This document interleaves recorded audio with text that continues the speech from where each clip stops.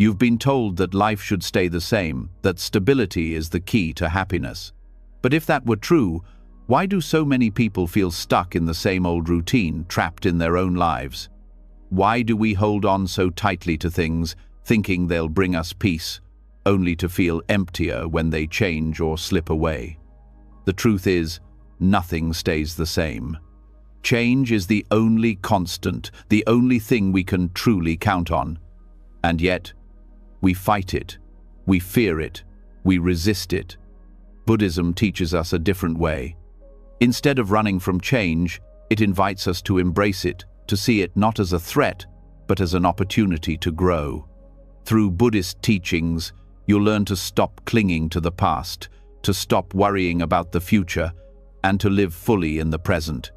It's not about controlling life, but about learning to flow with it.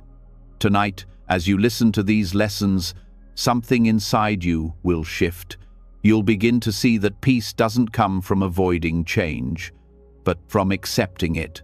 The weight of resistance will start to lift, and with it, your mind will feel lighter. You'll wake up tomorrow not afraid of what's to come, but ready to embrace it, stronger, wiser, at peace with the inevitable. This isn't just another video about finding calm in chaos. This is about learning to dance with life's ever-changing rhythm. Are you ready? Let's begin. It's something we all experience, isn't it? That deep-rooted desire for stability, for certainty. The need to know that things in our lives will remain the same, unchanging, safe. We think that if we just keep things steady, if we can just avoid the unpredictable, we'll find peace. But that very need for permanence, that insistence on control, is the very thing that keeps us stuck, locked in a loop of worry and fear. We've been taught to hold on tightly to what we know, to cling to what feels familiar. Our jobs, relationships, possessions, routines, they become the anchors we think will keep us grounded. But what happens when life doesn't care about our anchors? What happens when the things we thought would last forever begin to slip through our fingers, like sand on a windy day? The truth is, we can never hold on forever. And when we try, we only create our own suffering. Buddhism teaches us that the more we grasp at things, the more we become trapped in the illusion that things are meant to stay the same. This illusion is like a mirage, constantly shifting, always out of reach. The real lesson, the one that can set us free, is understanding that the only constant in life is change itself. That's the key to true freedom, accepting the impermanence of everything around us, instead of clinging to the idea that things should stay the same. Most of us are afraid of change because it challenges our sense of control. We find comfort in knowing what to expect, in creating a predictable world around us. But the truth is, we can't control everything, and we're not meant to. Holding on to the illusion of permanence is like building a house on sand. No matter how strong the walls seem, they're always vulnerable to the shifting tides of life. So, what if we let go of this need for certainty? What if, instead of fearing change, we accepted it for what it is, a natural, unavoidable part of life? Buddhism doesn't just teach us to accept change, it teaches us to embrace it, to see the flow of life as something beautiful and fluid, rather than something to fear. When we stop expecting things to remain the same, we open ourselves up to a new way of experiencing the world, one that's free of the constant weight of anxiety and resistance. Change is an inevitable part of the human experience, and in our efforts to avoid it, we often find ourselves stuck in cycles of stress, frustration, and disappointment. We might spend years chasing after a perfect job, an ideal relationship, or an image of ourselves that we can never quite reach. But why? Because we believe that these things will give us lasting happiness. We think that if we just make the right decisions, secure the right things, everything will stay stable. But it never does. Life is always moving, always shifting. Buddhism's perspective on this is clear. The more we try to control, the more we suffer. By trying to grasp at things, to hold on to them with everything we have, we build up walls around ourselves, walls that prevent us from truly living in the moment. It's in these walls that anxiety thrives. We're constantly looking to the past, clinging to what was, or worrying about the future, anticipating what may or may not come. But all of this is rooted in the illusion of permanence. We fool ourselves into thinking that we can control the ebb and flow of life. The first step to breaking free from this cycle is recognizing the illusion for what it is. The idea that we can keep things unchanged forever is just that, an illusion. And like any illusion, once we see through it, it loses its power over us. This doesn't mean we stop caring about the things we love or that we let go of our goals and dreams. It simply means that we stop treating them as though they are permanent.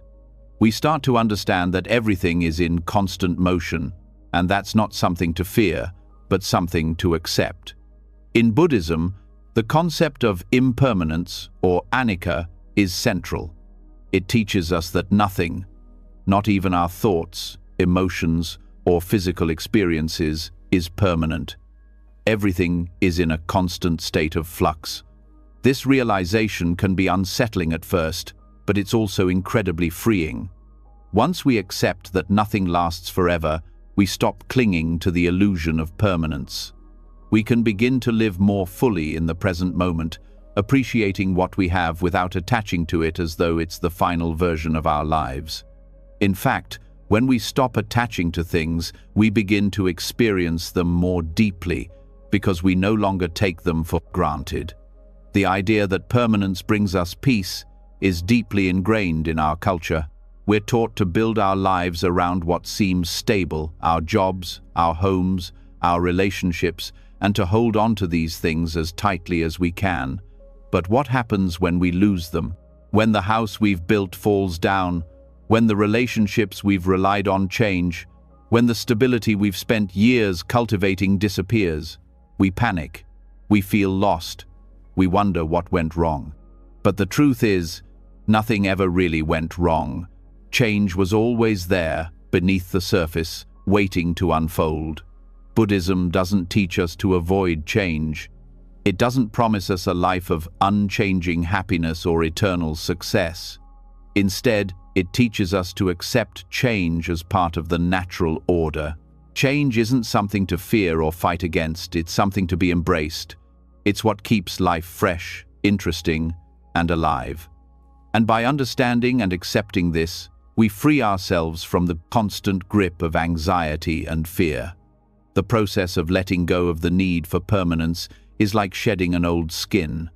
It may feel uncomfortable at first, but once we let go, we can finally breathe. We realize that we don't need to control everything. We don't need to hold on to every moment, every experience, every person.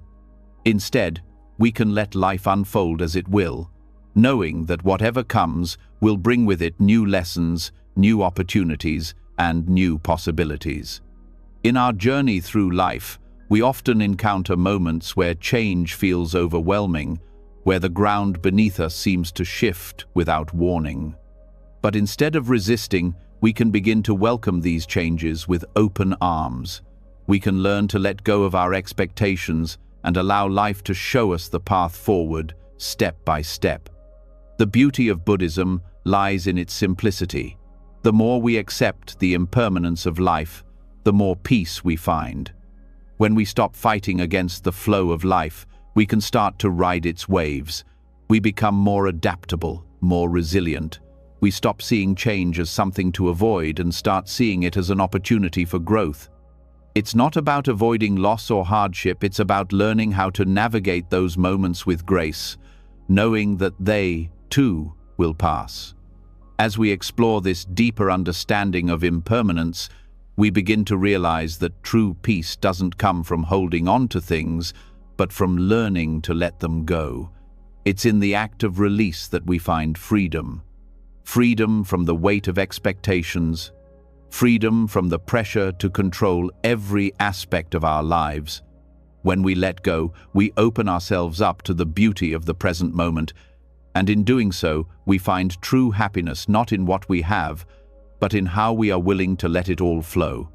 Buddhism teaches us that impermanence is not something to fear, it is something to embrace. Change is a gift, a reminder that life is always moving, always evolving. By seeing through the illusion of permanence, we can learn to live more fully, to experience life in all its ups and downs, and to find peace amidst the inevitable transitions that shape our journey. This isn't just a philosophical idea, it's a practical way of living. When we understand that nothing lasts forever, we can approach life with a lighter heart, less burdened by the weight of expectation. We can begin to appreciate the moments as they come, without clinging to them or fearing their passing. And in doing so, we find that the more we let go, the more life gives us in return. So, the next time life begins to shift, when the world around you seems to change without warning, remember this: it's not the change itself that causes suffering, it's our resistance to it. By learning to flow with life's constant changes, we begin to find peace in the very thing we once feared. And in this peace, we find freedom. As we've just explored, the illusion of permanence keeps us tethered to an ever-changing world, creating stress, anxiety, and a sense of helplessness.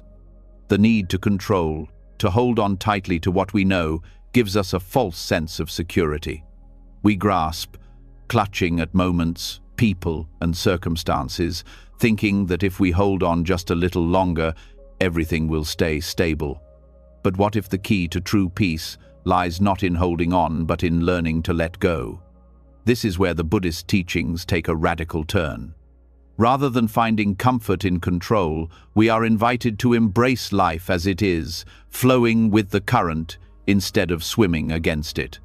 Letting go is not about surrendering to life in a passive way, but about releasing the need for domination over it.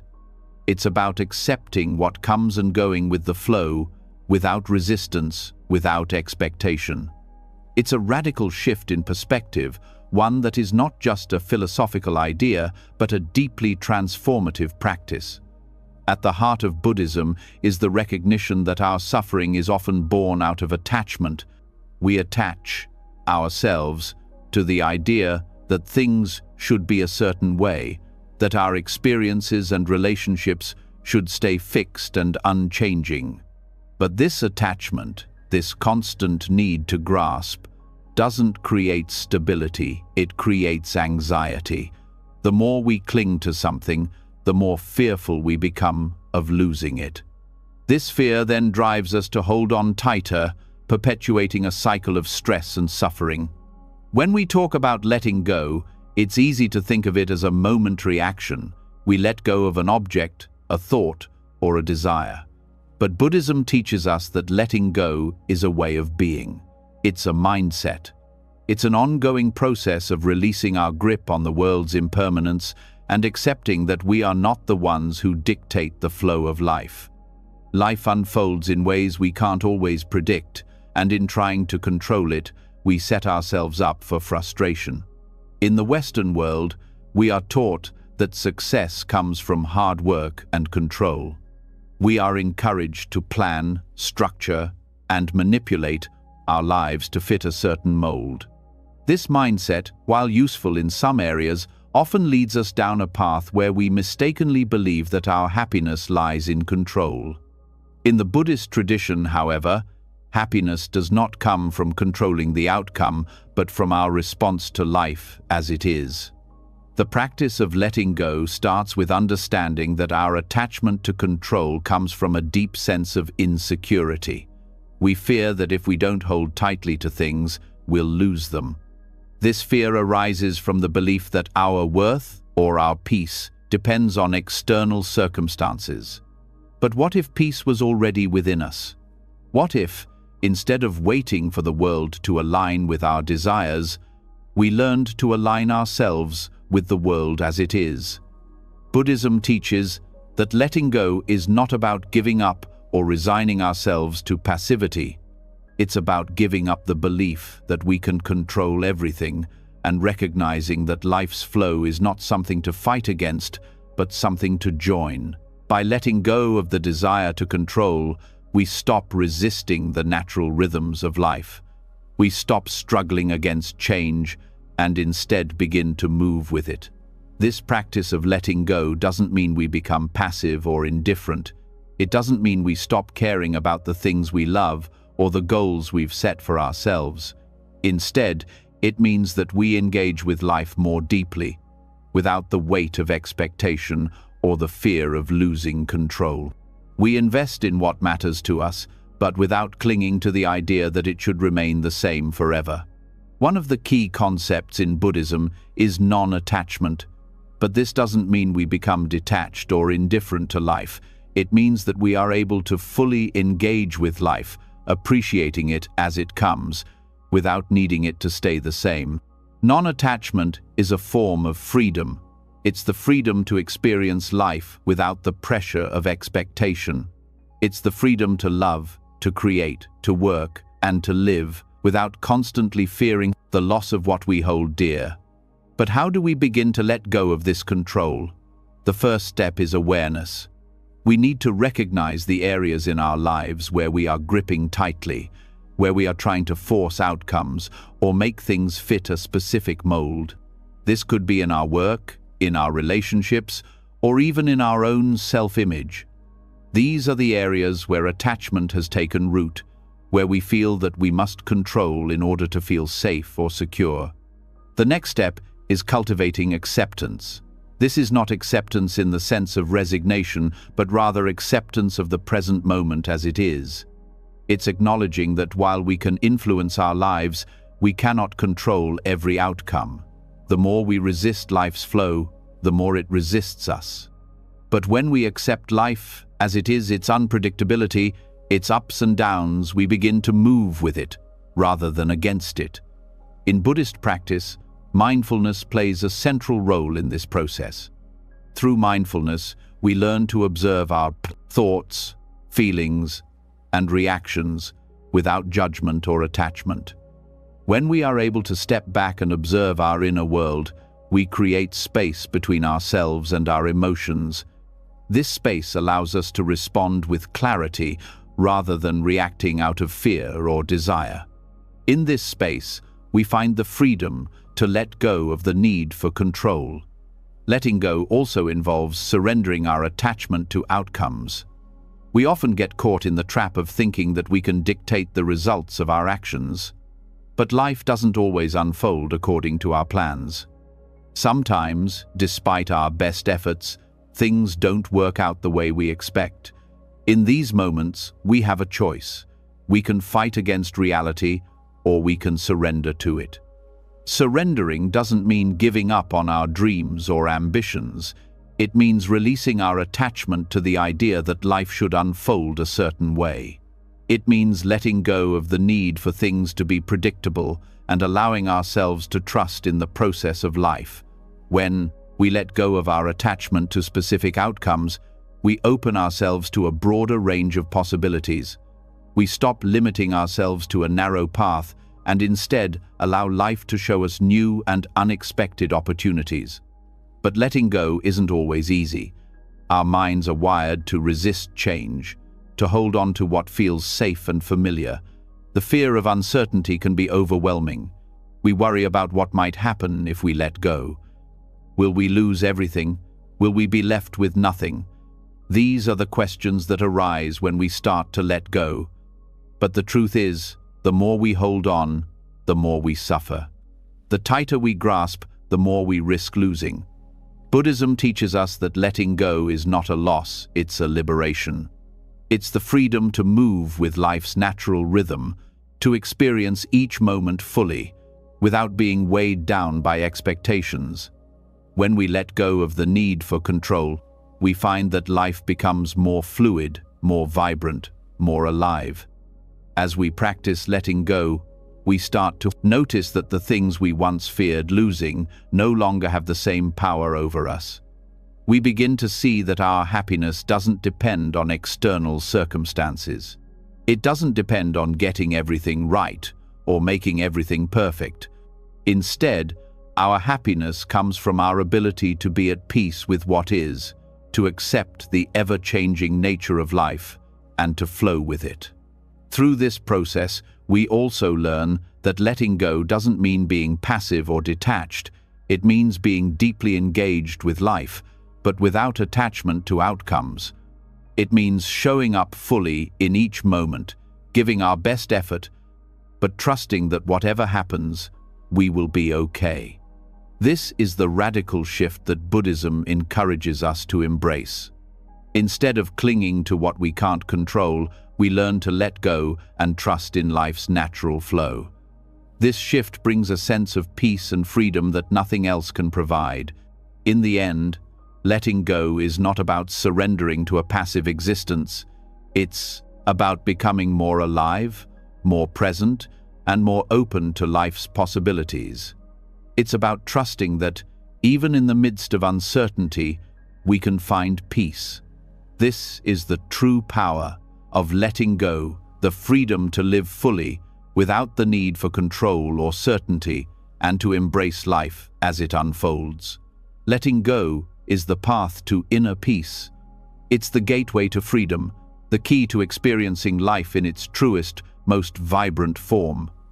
When we stop fighting against the flow of life, we find ourselves in harmony with it, and that is where true happiness begins.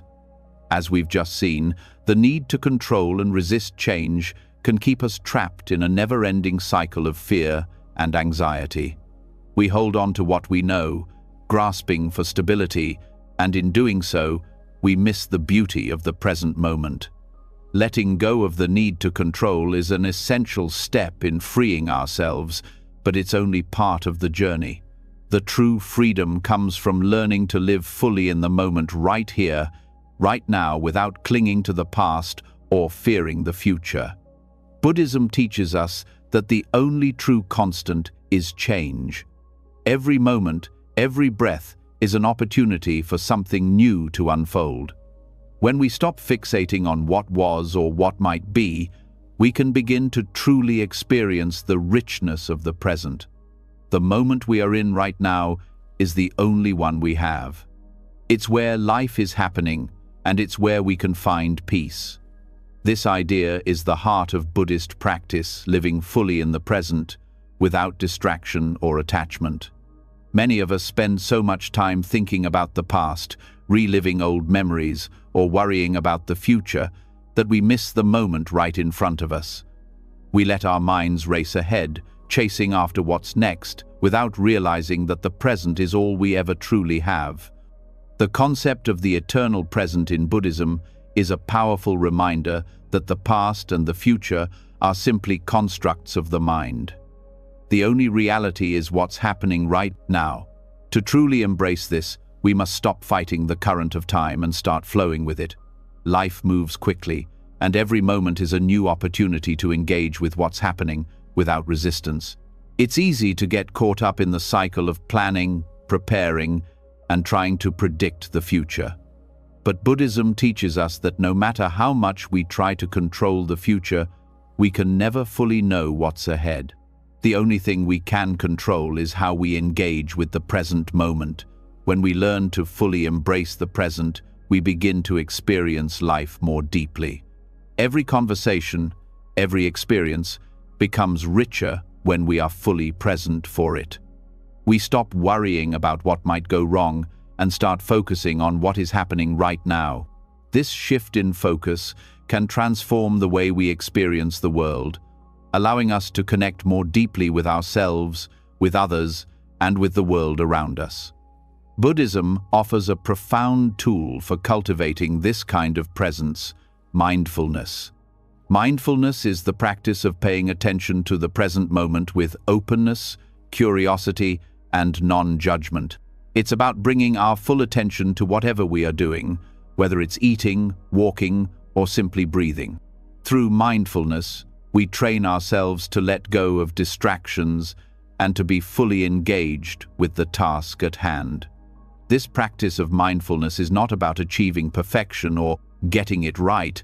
It's about embracing each moment as it comes, accepting it without judgment or expectation. Whether we are experiencing joy or pain, success or failure, mindfulness helps us stay grounded in the present. It reminds us that whatever we are experiencing is temporary, just like everything else in life. By accepting the impermanence of all things, we can engage with each moment more freely, without clinging or resisting. Living fully in the moment also means letting go of the constant need for validation. We often measure our worth by external standards, how much we accomplish, how others perceive us, what we have. But Buddhism teaches us that these external markers are fleeting. Our true value comes from within, from our ability to be present, to be compassionate, and to engage with the world from a place of inner peace. When we stop seeking approval from others or striving for external success, we can begin to find happiness in the present moment simply by being who we are. The power of the present moment is that it is always available to us. No matter what we are going through, we can always return to the now. This doesn't mean that we ignore the past or future. It simply means that we stop allowing them to dominate our experience. We can reflect on the past with gratitude and learn from it, but we don't need to dwell on it. We can plan for the future, but we don't need to obsess over what might happen. The present moment is where life is unfolding, and when we are present for it, we find peace. The Buddha himself taught that the present moment is where true freedom lies. When we are fully engaged with life as it is, without attachment or fear, we experience freedom from the past and the future. This is not a freedom that comes from controlling life, but a freedom that comes from accepting it. When we stop trying to change what is happening right now, we open ourselves to the possibility of deeper peace and joy. To fully engage with the present, we must cultivate an attitude of acceptance.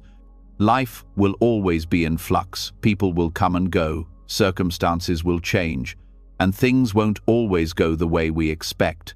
But instead of resisting this change, we can learn to accept it. Acceptance doesn't mean resignation. It means allowing things to be as they are, without trying to force them into a mold of our making. It means being okay with uncertainty, with not knowing what's next.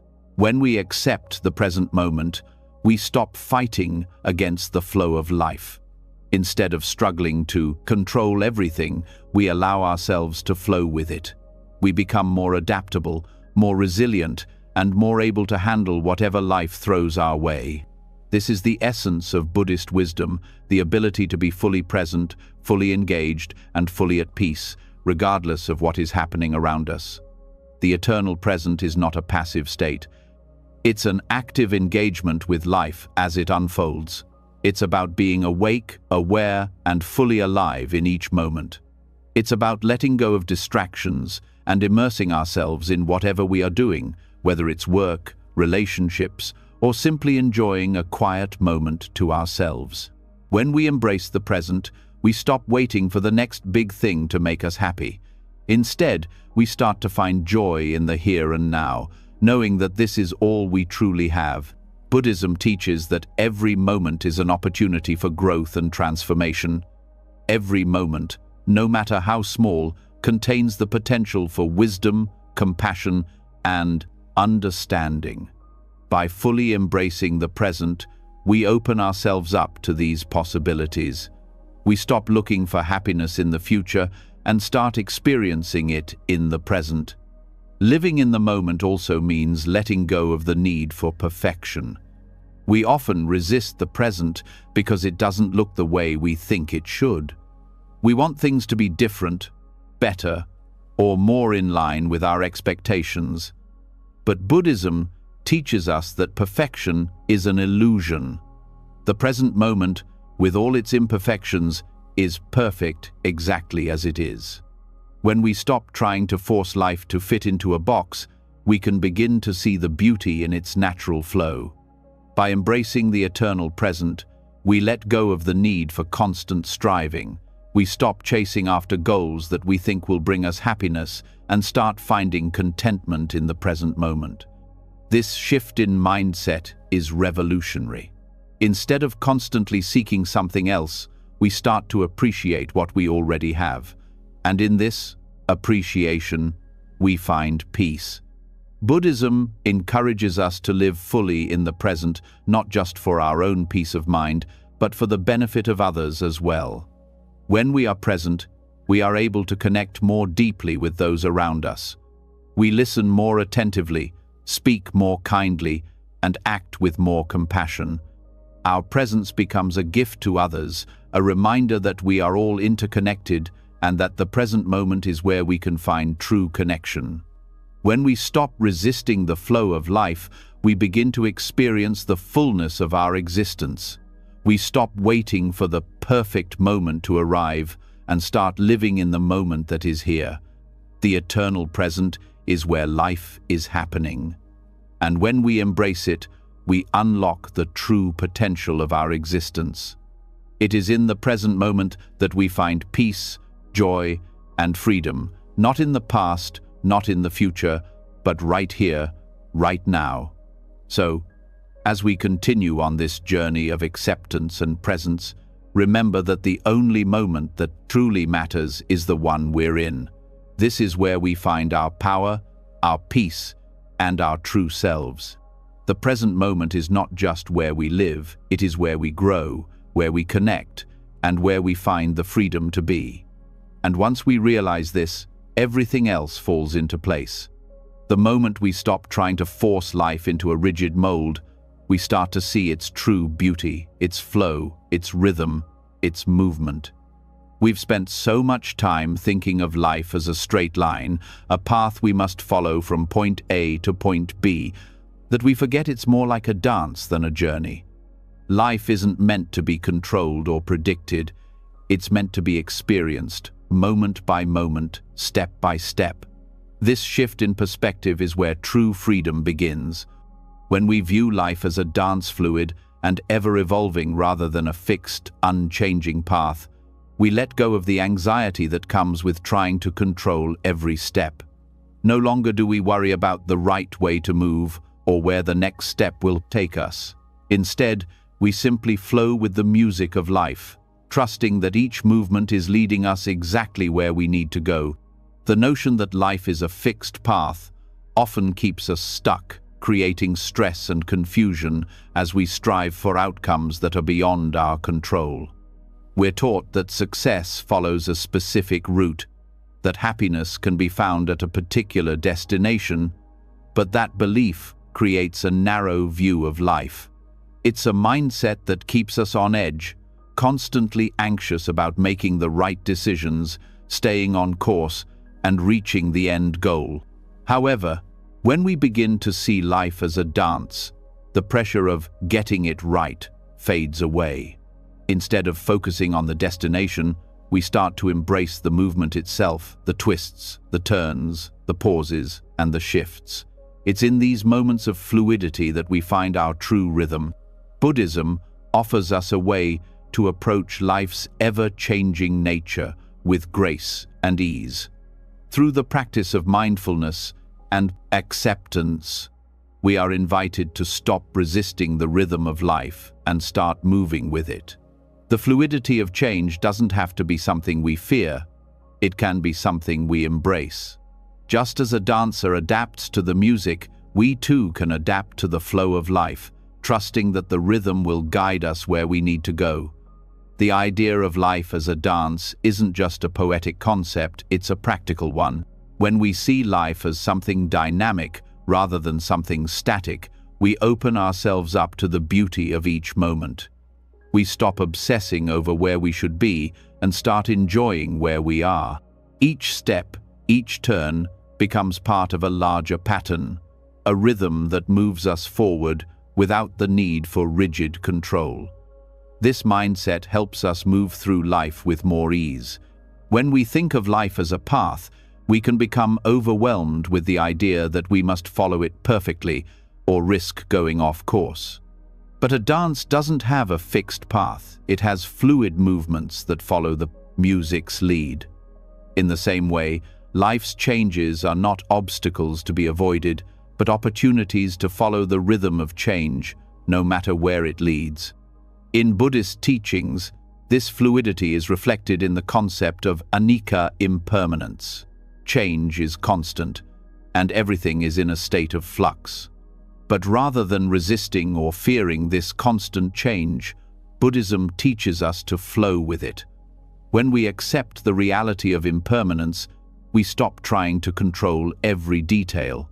Instead, we let life unfold, knowing that we will adapt as it does. This adaptability is the key to finding peace in the midst of uncertainty.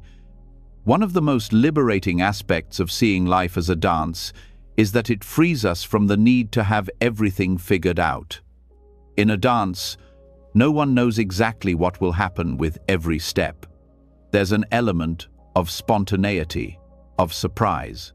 And in life, there are moments that will take us by surprise too. But when we trust the dance, when we let go of the need to know every step in advance, we become more open to what life brings. We no longer live in constant anxiety about making the right decisions. We trust that whatever happens, we can adapt and move with it. This shift in thinking also helps us understand that life's challenges are not failures or mistakes. They are part of the dance. The missteps, the moments of confusion, the unexpected turns, all of these are part of the rhythm that moves us forward. A dancer doesn't stop when they miss a step, they flow with it, adjust, and continue. In life, we can do the same. Instead of resisting mistakes or setbacks, we can view them as part of the process. Moments that teach us how to move better, how to be more aware, and how to grow. In Buddhism, this idea is reinforced by the concept of non-attachment. We are not meant to cling to specific outcomes or to the way things should be. Life, like a dance, is constantly shifting. And when we try to hold on to a particular moment or goal, we create tension. We are not meant to force life into a particular shape. We are meant to move with it. This doesn't mean we don't have goals or intentions, but it means we hold them lightly. We move with life, adjusting as we go, instead of trying to make everything fit into a rigid structure. As we continue to see life as a fluid dance, we begin to notice how much more connected we feel to the present moment. When we let go of the need for perfection or control, we become more present in our lives. We experience life in a deeper, more fulfilling way, because we are not always thinking ahead or holding on to what has passed. We are simply moving with life, moment by moment, step by step. One of the greatest gifts of this perspective is the peace that comes with letting go of resistance. When we stop fighting against the flow of life, we begin to experience more joy and freedom.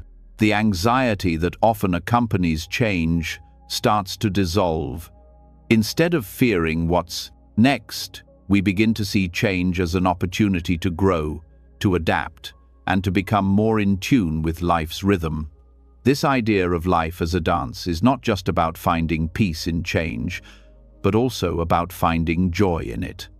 Dance is not just a way to move, it's a way to express ourselves. When we view life as a dance, we open ourselves to the possibility of self-expression in every moment.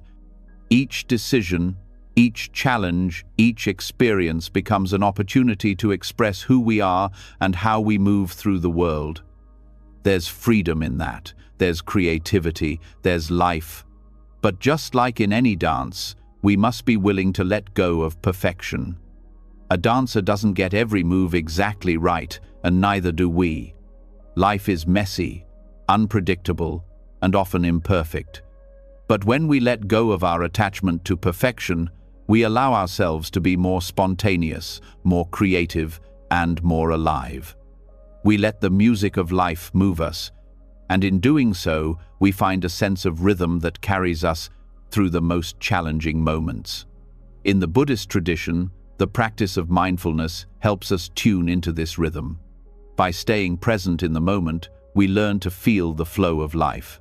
Mindfulness teaches us to move with life's current, to notice the subtle shifts and changes, and to adjust without fear or hesitation. It's through mindfulness that we cultivate the awareness necessary to truly engage with the dance of life. Life is not about finding the perfect path or making the right choices all the time. It's about learning to move with what comes. It's about finding your rhythm, your flow, and trusting that as you move with the music, you will be led to exactly where you need to go. As we begin to embrace life's fluidity, we start to see that every moment is a new opportunity to dance. We stop holding on to the past and stop worrying about the future. We simply move, step by step, with the flow of life. We experience the joy of spontaneity, the freedom of letting go, and the beauty of simply being present in the dance. This perspective of life as a dance allows us to cultivate a deeper sense of trust in the process. Instead of feeling overwhelmed by the unpredictability of change, we begin to feel supported by it. Just as a dancer trusts the music, we trust life itself. We know that each movement, each step, is part of a greater rhythm, and that we are always exactly where we need to be. In the end, life is not about striving for perfection. It's about embracing the dance, with all its shifts, its turns, its pauses, and its rhythms. When we learn to move with life, rather than against it, we find peace, joy, and freedom. We let go of the need for control and open ourselves up to the beauty of each moment, knowing that the dance is always unfolding, always moving, always evolving. And in this dance, we find our true selves. As we've just explored, seeing life as a fluid dance rather than a fixed path allows us to embrace change without fear. But there's another crucial aspect to this transformation: uncertainty. So often, we are told that life should be predictable, that we should have clear answers and secure plans. But what if the very thing we fear most, uncertainty, was actually the doorway to profound wisdom? Buddhism teaches us that uncertainty is not a weakness or a threat, but a powerful force for growth. The wisdom of not knowing opens our minds and hearts, allowing us to let go of rigid expectations and control. It's in the unknown, the spaces between what we think we understand and what is yet to be revealed, that true wisdom begins to unfold.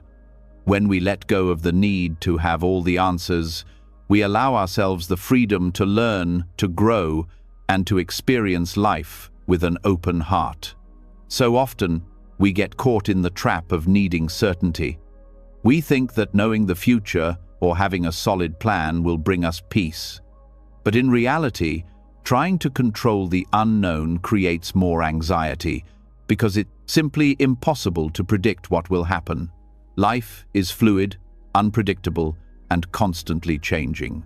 Trying to impose a rigid structure on this ever-shifting world only leaves us feeling more stressed, more fearful, and more disconnected from the natural flow of life. Buddhism teaches us that the key to peace lies not in knowing everything, but in accepting that we cannot know it all. The wisdom of not knowing invites us to step into the present moment with a sense of openness, curiosity, and acceptance. Instead of fearing the uncertainty of life, we are encouraged to embrace it. When we do, we release the pressure to have all the answers, and instead, we allow ourselves to experience life with greater clarity, compassion, and understanding. This shift in perspective begins with recognizing that uncertainty and impermanence are not obstacles to our happiness. They are essential parts of our journey. By accepting the ever-changing nature of reality, we open ourselves up to a deeper connection with life, one that is grounded in the present moment rather than in the fear of the future. When we resist uncertainty, we resist life itself. We try to control what is beyond our control, and in doing so, we build walls around our minds and hearts. But when we embrace uncertainty, we create space for wisdom to enter. We allow ourselves to live in the present, fully aware of the fleeting nature of all things, and this awareness brings us closer to the truth. Uncertainty forces us to let go of the need for control, which is often rooted in fear. Fear that things won't go as planned, fear that we will fail, fear that we are not enough. But by acknowledging that we cannot control everything, we free ourselves from these fears. We begin to see that failure is not the end, but part of the process of growth. We see that mistakes are simply opportunities for learning, and that every step along the way, whether forward or backward, is part of the unfolding path. In Buddhism, the idea of not knowing is not seen as a gap in knowledge, but as an invitation to open our minds and hearts to the present moment. It's through not knowing that we truly begin to understand. The more we cling to what we think we know, the more closed off we become to new possibilities. But when we release that attachment to certainty, we allow ourselves to experience life as it is, without the filter of preconceived ideas and judgments. This wisdom of not knowing also encourages us to be humble. The more we acknowledge that we don't have all the answers, the more we are able to learn from the world around us. It's in this humility that we open ourselves to true understanding. The desire to know everything can sometimes lead to arrogance, to the belief that we have control over life. But when we embrace uncertainty, we cultivate a sense of humility and openness, which allows us to connect more deeply with others and with ourselves. Buddhism also teaches that uncertainty is a natural part of the human experience. We cannot avoid it, and we cannot control it. Instead of fearing it, we can choose to approach it with mindfulness and awareness. By being fully present in each moment, we can navigate uncertainty with clarity and compassion. We can embrace the unknown without letting it paralyze us, because we understand that life is not about having everything figured out, it's about learning and growing as we move through it. One of the key aspects of living with uncertainty is letting go of expectations. So much of our anxiety comes from the desire for things to be a certain way. We want to know the future, we want to control the outcome, we want to be sure of the path ahead. But life doesn't work that way. It's full of twists, turns, and surprises. The more we cling to expectations, the more we set ourselves up for disappointment. But when we release these expectations and allow life to unfold as it will, we free ourselves from the pressure of trying to control the outcome. We begin to trust that whatever comes, we can handle it. In embracing uncertainty, we also learn to appreciate the beauty of the present moment. So much of our suffering comes from either living in the past or worrying about the future. We get caught in a cycle of regret, fear, and anticipation, always looking backward or forward instead of focusing on the now.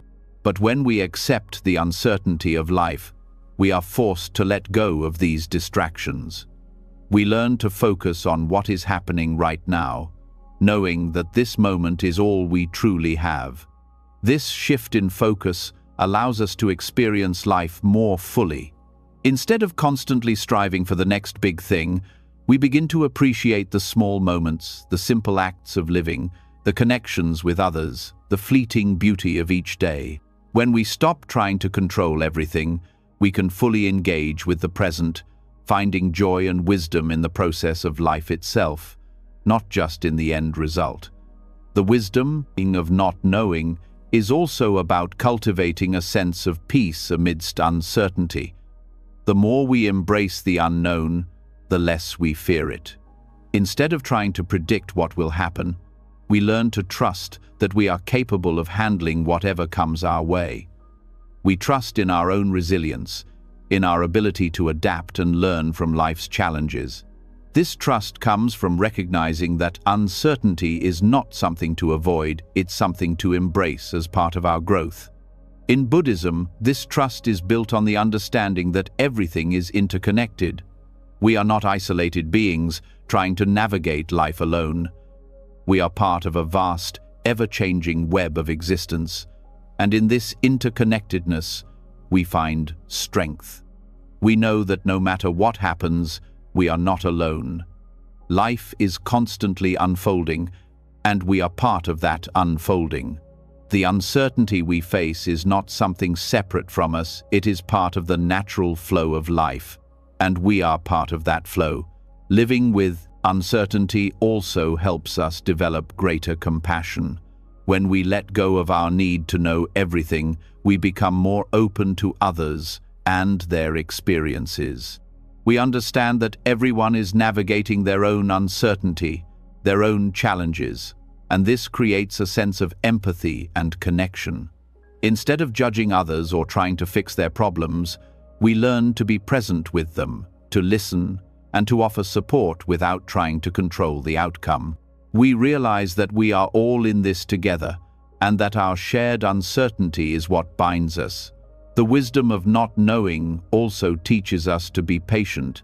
In a world that values instant gratification, it can be difficult to sit with uncertainty. We want answers now. We want results immediately. But Buddhism teaches us that wisdom grows over time, and that patience is an essential part of the process. By sitting with uncertainty, we learn to trust that answers will come when the time is right, and that we don't need to rush the process. This patience is not passive, it's active acceptance. It's the ability to stay engaged with life, even when the future is unclear. It's about trusting that every moment is leading us toward deeper understanding, even if we can't see the full picture yet.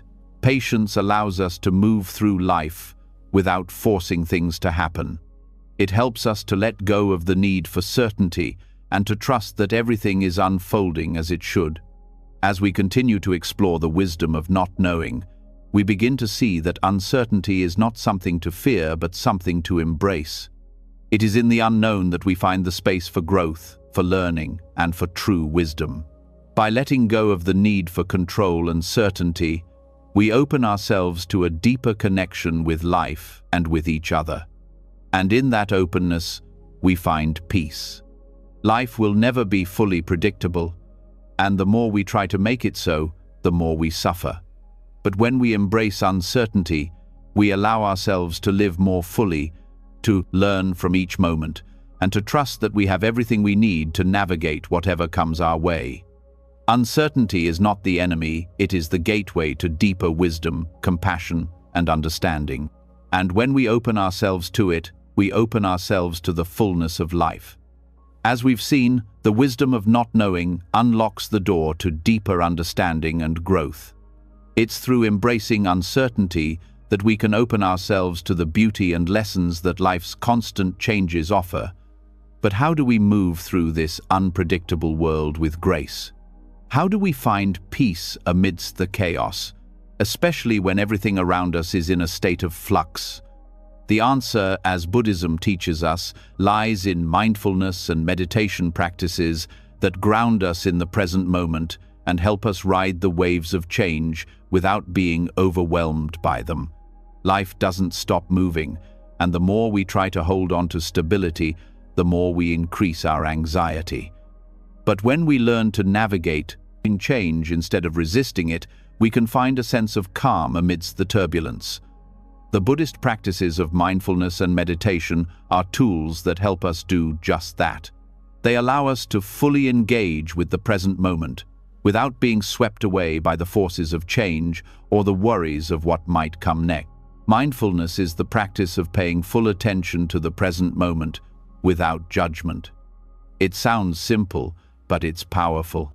By focusing on the here and now, we learn to step outside the mental chatter that often drags us into the past or the future. In this state of awareness, we begin to see the transient nature of all things. We recognize that everything, our thoughts, our emotions, our experiences, is in constant flux. And when we accept that change is inevitable, we begin to flow with it rather than fight against it. Mindfulness helps us understand that change isn't something we need to fear. Instead, it's a natural part of life that we can learn to navigate with ease. Every moment that we experience is part of the greater rhythm of life, By practicing mindfulness, we become more attuned to this rhythm and develop the ability to move with it. Instead of feeling overwhelmed by the waves of change, we learn how to ride them, just like a surfer learns to balance on the water. With practice, we begin to feel more at peace with the natural ebb and flow of life. Meditation, too, plays a crucial role in embracing life's flux. When we sit in meditation, we create space to observe our thoughts and feelings without getting caught up in them. The process of sitting with our emotions, instead of reacting to them, teaches us to let go of attachment. We begin to see that our thoughts and feelings are not permanent. They come and go, just like the waves on the ocean. This realization is liberating. We no longer need to control our emotions or push them away. Instead, we can simply allow them to arise, acknowledge them, and then let them pass. Through regular meditation practice, we develop a deeper understanding of impermanence, the Buddhist concept that all things are constantly changing. This understanding is essential for cultivating peace amidst life's flux. When we can see that everything, both pleasant and unpleasant, is in a state of change, we stop clinging to moments of happiness or avoiding moments of discomfort. We learn to accept both joy and sorrow, knowing that each will pass in its own time. This acceptance of change brings peace, as we no longer feel the need to control what is beyond our control. In Buddhism, this practice of mindfulness and meditation is not just about cultivating inner peace for ourselves. It's about developing the wisdom and compassion to help others navigate the waves of change as well. When we learn to be present with our own emotions and experiences, we become more attuned to the experiences of others. We develop a sense of empathy as we recognize that others are also facing their own struggles with change. This shared understanding creates a bond, reminding us that we are all interconnected in the dance of life's impermanence. One of the greatest benefits of mindfulness and meditation is the way they help us become less reactive to life's challenges. Instead of being swept away by the intensity of our emotions or the unpredictability of the world around us, we develop a sense of spaciousness within ourselves.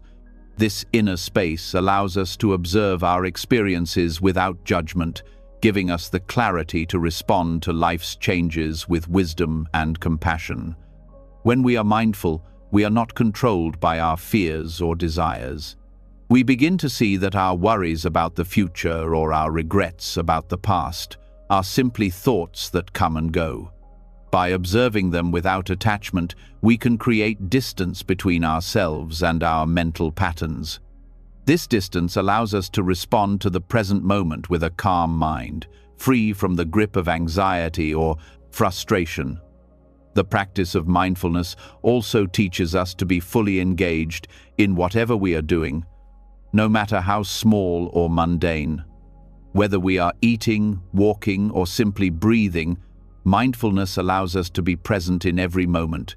This practice helps us to stop rushing through life, constantly looking for the next thing.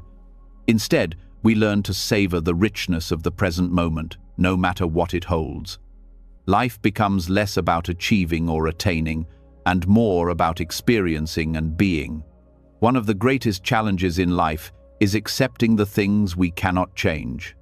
We often find ourselves struggling against situations that are beyond our control, trying to make them fit into our vision of how they should be.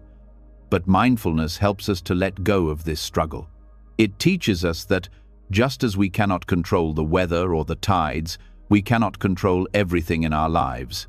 This realization brings a sense of peace as we stop fighting against the inevitable. Instead of resisting life's changes, we begin to see them as opportunities for growth. Mindfulness teaches us to be fully present in whatever comes our way, knowing that each experience is an opportunity to learn and evolve. Whether we face challenges or moments of ease, each one carries wisdom if we are open to it. This openness is the key to living with peace amidst life's flux. As we embrace the fluidity of life, we also learn to let go of our attachment to outcomes. So much of our stress comes from the desire to control the future, to make things turn out the way we want them to. But mindfulness helps us release this attachment. It teaches us to focus on the process rather than the result. By being present with each step, we trust that the journey will unfold as it's meant to, without needing to force it into a specific shape. Buddhism's approach to embracing change through mindfulness and meditation also helps us cultivate patience. Life doesn't always unfold according to our timeline.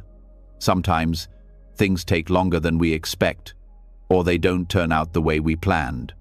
But through mindfulness, we learn to accept the timing of life. We develop the patience to wait for things to unfold naturally without pushing them forward or holding on too tightly. This patience brings peace as we stop rushing through life and allow it to unfold at its own pace. The practice of mindfulness also allows us to experience a deeper sense of gratitude. When we are fully present, we begin to notice the small blessings in each moment.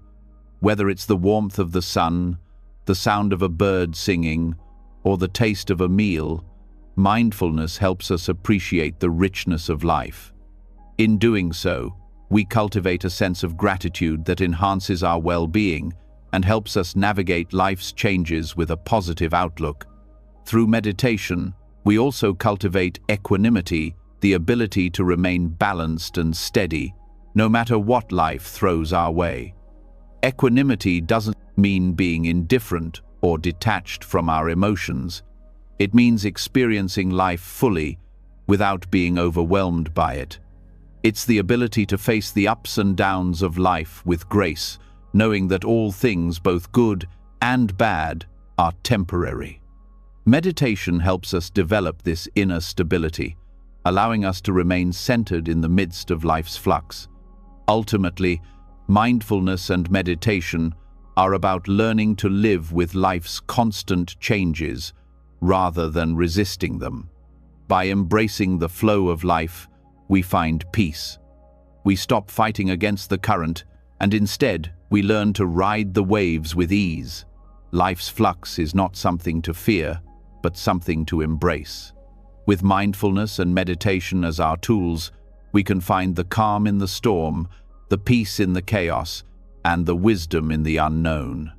As we've explored the practice of mindfulness and meditation, we've seen how these tools help us find peace amidst the endless flow of change. But even with the best practices, life inevitably brings suffering.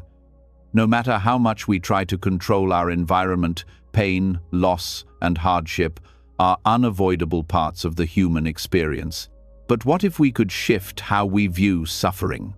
What if, instead of seeing it as something to avoid or endure, we began to see it as a form of change, an opportunity to grow and transform?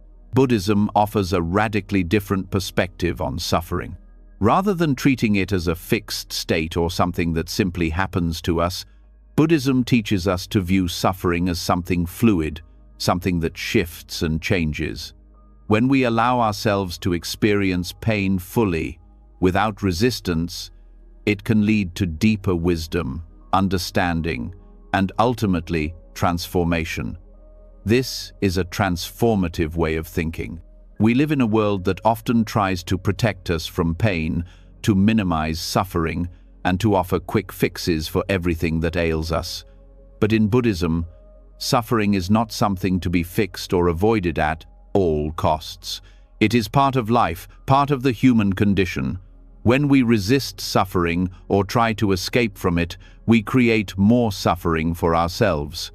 But when we accept it, when we embrace the reality of pain, we begin to understand its true nature, and in that understanding, we find the key to our liberation. Buddhism teaches that suffering arises from attachment to things, to people, to ideas, and even to our own desires and expectations. We cling to what we think should be, and when those things change or disappear, we experience pain. But if we understand that everything is impermanent, we can begin to see suffering not as a punishment or a tragedy, but as an inevitable part of life's flow. Instead of fighting against it, we can flow with it, knowing that just as all things change, so too will our pain. Suffering is not a one-time event. It's a process, a cycle that comes and goes. What makes it so difficult to navigate is our attachment to it. We identify with our suffering. We believe it defines us, and this identification makes the pain feel permanent. But Buddhism offers a radical shift. By learning to detach from the labels we place on our suffering, we can begin to see it for what it truly is, a moment in time that will pass. This understanding doesn't make suffering any less real, but it gives us the space to experience it without being consumed by it. When we experience suffering, it often feels like we are stuck in it. We become overwhelmed by the pain, and it becomes difficult to see beyond it. But the Buddhist approach to suffering encourages us to step back and observe it. Instead of reacting to it with resistance or judgment, we can sit with it, observe its impermanence, and allow it to transform. Just as clouds move across the sky, so too does our suffering shift and change. When we allow it to, suffering can become a teacher, guiding us toward greater self-awareness, compassion, and wisdom. The Buddhist practice of mindfulness is essential in this process. Mindfulness teaches us to be fully present with whatever arises, whether it is joy, anger, love, or pain. When we bring awareness to our suffering, we begin to see it in a new light. We realize that suffering is not something separate from us, but a part of our human experience. Through mindfulness, we can see the pain clearly, without judgment or attachment. We can allow it to pass, without clinging to it or running away from it. This is where meditation becomes powerful. In meditation, we practice sitting with our thoughts and emotions without getting swept away by them. This practice of observing without reacting allows us to build resilience. We learn that just as thoughts come and go, so do our emotions, including pain. Meditation helps us build the mental space to experience suffering without being overwhelmed by it. Through consistent practice, we come to understand that pain does not define us. It's simply a passing experience, just like any other. Buddhism teaches that when we embrace suffering instead of running from it, we cultivate compassion. By acknowledging our own pain, we develop a deeper understanding of the pain of others. We begin to see that suffering is universal. It's something we all experience. This realization opens our hearts, making us more compassionate and less judgmental. We start to feel connected to others in a profound way, recognizing that we are not isolated in our pain, but part of a shared human experience. This shift in perspective doesn't just help us endure suffering, it helps us transform it. The key to transformation lies in our ability to accept and embrace the pain rather than push it away. By fully experiencing suffering without resistance, we open ourselves to the possibility of healing. We begin to see the lessons that pain has to offer, lessons in patience, resilience, and growth. Suffering, in this sense, becomes an opportunity for transformation rather than something to be avoided at all costs. The teachings of dukkha, or suffering, are at the core of Buddhism. The Buddha taught that suffering is an intrinsic part of life, but he also taught that it is not permanent. By following the path of mindfulness, meditation, and non-attachment, we can transcend the suffering that arises from our desires and attachments. We can experience pain, but we do not have to be consumed by it. The key is to understand that suffering is not something that happens to us, it's a part of the process of life, and by accepting it, we gain the wisdom to navigate it. When we allow suffering to pass through us without clinging to it or resisting it, we create space for healing. Healing doesn't happen by avoiding pain, it happens by fully engaging with it. We don't need to run from our emotions, we can face them head-on, allowing them to teach us about ourselves. Through this process, we move from a place of victimhood to a place of empowerment. We realize that we are not helpless in the face of suffering. Rather, we have the power to choose how we respond to it. As we practice embracing suffering, we begin to understand that pain, like everything else, is impermanent. It doesn't last forever. The more we allow it to move through us, the more we realize that it is not something that defines us. We are not our suffering. We are not our pain. We are simply human, experiencing the natural ebb and flow of life's challenges. And through this experience, we gain wisdom and insight that would not be possible without the presence of suffering. The transformation of suffering in Buddhism is not about eliminating pain. It's about learning to navigate it with grace and awareness. Instead of resisting the discomfort, we learn to observe it, to be present with it, and to let it go when it has passed its course. Through this process, we develop a deep sense of inner peace and freedom. We no longer see suffering as something to fear or avoid. Instead, we see it as a catalyst for personal growth, a path to greater understanding and compassion. Buddhism encourages us to see suffering as a gift, not because it feels good, but because it opens the door to transformation. It is through our pain that we can begin to develop the qualities that lead to deeper wisdom, patience, resilience, compassion, and mindfulness. When we embrace suffering in this way, it no longer has power over us. We can move through it with awareness and grace, knowing that, like everything else, it too will pass. The path to embracing suffering is not easy, and it takes practice. But by integrating these teachings into our daily lives, we begin to see that suffering is not something we need to fear or avoid. It is simply part of the flow of life. And when we accept it with an open heart, we unlock the potential for deep transformation. Instead of seeing suffering as something that diminishes us, we begin to see it as something that shapes us, refines us, and ultimately leads us to a deeper understanding of ourselves and the world around us. As we've seen, embracing suffering doesn't mean resigning ourselves to a life of pain, but rather understanding that it is part of the ever-changing landscape of our existence. In Buddhism, we learn not to avoid or escape our discomforts, but to face them with awareness and wisdom.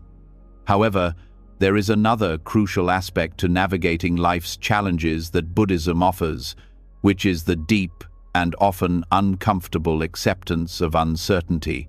Unlike the world around us, which often seeks to sell us comfort in the form of certainty and security, Buddhism encourages us to live fully with the uncertainty of change, not as something to fear, but as something that can lead us to true peace. We live in a society that promises security in many forms: financial stability, stable relationships, predictable outcomes, and a clear path forward. But the more we seek these guarantees, the more we find ourselves anxiously clinging to what we believe should stay the same. Buddhism, however, doesn't offer false promises of permanence or unshakable security. Instead, it invites us to face the uncertainty that is inherent in all of life and shows us that true peace comes not from avoiding change, but from accepting it fully. By learning to embrace the uncertainty of life, we can find deeper fulfillment and meaning. At first glance, the Buddhist approach to uncertainty may seem unsettling. After all, we've been taught that certainty brings comfort, and that the more we control, the less we have to worry. But Buddhism teaches that this search for control is the root of much of our suffering. The more we cling to the idea that life should be predictable, the more frustrated we become when things inevitably change. In reality, nothing in life is certain, and the sooner we accept this, the sooner we begin to experience true freedom. Buddhism offers us the tools to live with uncertainty, not by forcing us to ignore it or pretend it doesn't exist, but by teaching us to stay present with it.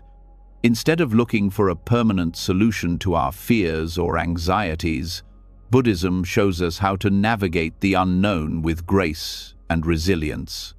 By accepting that we can never know what comes next, we stop living in constant fear of the future and start living more fully in the present. One of the core teachings of Buddhism is the understanding of anicca, or impermanence. Everything changes, and this is not something to be feared, but something to be embraced. When we cling to the idea of permanence, we set ourselves up for disappointment because change is the only true constant in life. Instead of seeing uncertainty as a threat, Buddhism teaches us to see it as an invitation to live more freely. By embracing the uncertainty of life, we can experience it as a source of growth rather than a cause of stress. The illusion of permanence creates a false sense of security. We build up lives around the idea that things should stay the same, that our relationships, our careers, or our health will remain stable. But the truth is, nothing stays the same forever. People change, circumstances shift, and life moves in unexpected directions. The more we try to resist this, the more we create suffering for ourselves. However, Buddhism offers us a different perspective.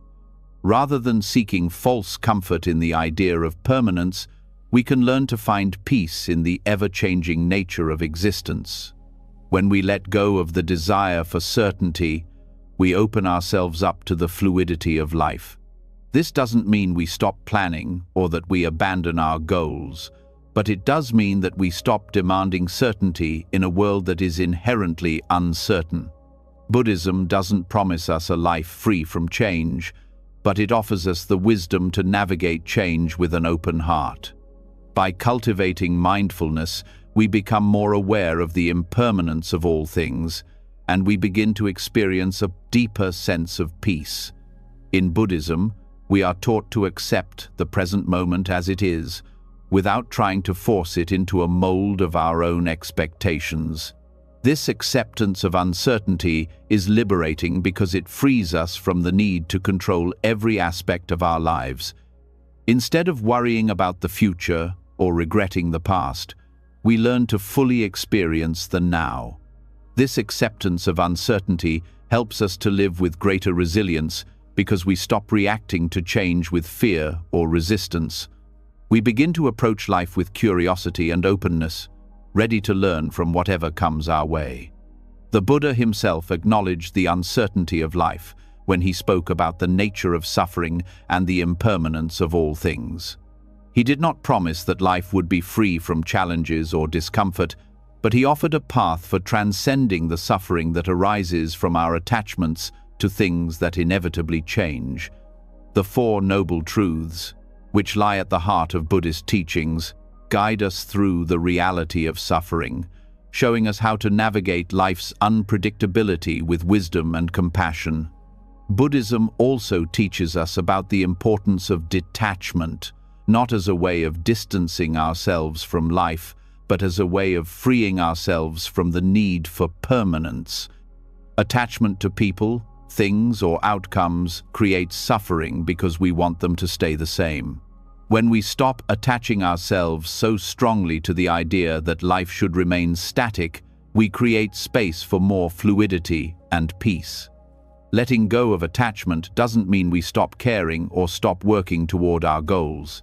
It simply means that we stop clinging to outcomes and are willing to accept whatever happens. Living with uncertainty also means accepting the reality of change in our relationships. Relationships, like all things, are in constant flux. People grow, evolve, and sometimes drift apart. The more we try to control or hold on to people, the more we risk suffocating the relationship.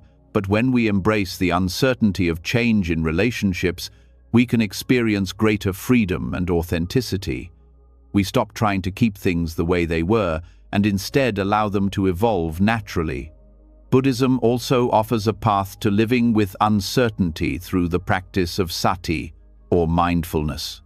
Mindfulness helps us cultivate awareness of the present moment and reduces our tendency to worry about what might happen next. By practicing mindfulness, we train ourselves to observe our thoughts and feelings without judgment or attachment.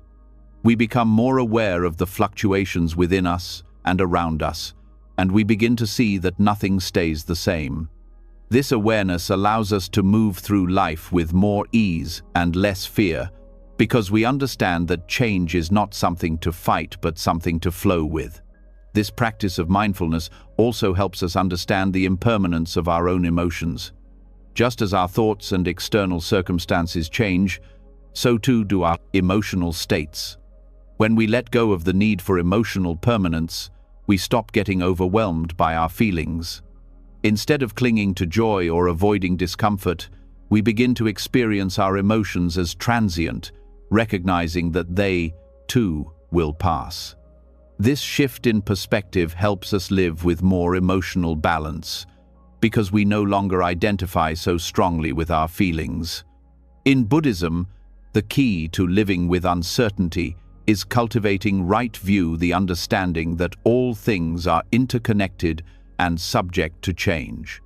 When we accept this reality, we can stop seeking false comfort in the idea that we can control life's outcomes. Instead, we can start living with a deeper sense of trust, knowing that uncertainty is not something to fear, but a natural part of the human experience. We don't need to know everything. We don't need to have all the answers. By accepting that we live in an unpredictable world, we create space for greater peace and fulfillment. Rather than offering us false promises of security, Buddhism encourages us to embrace the unpredictability of life.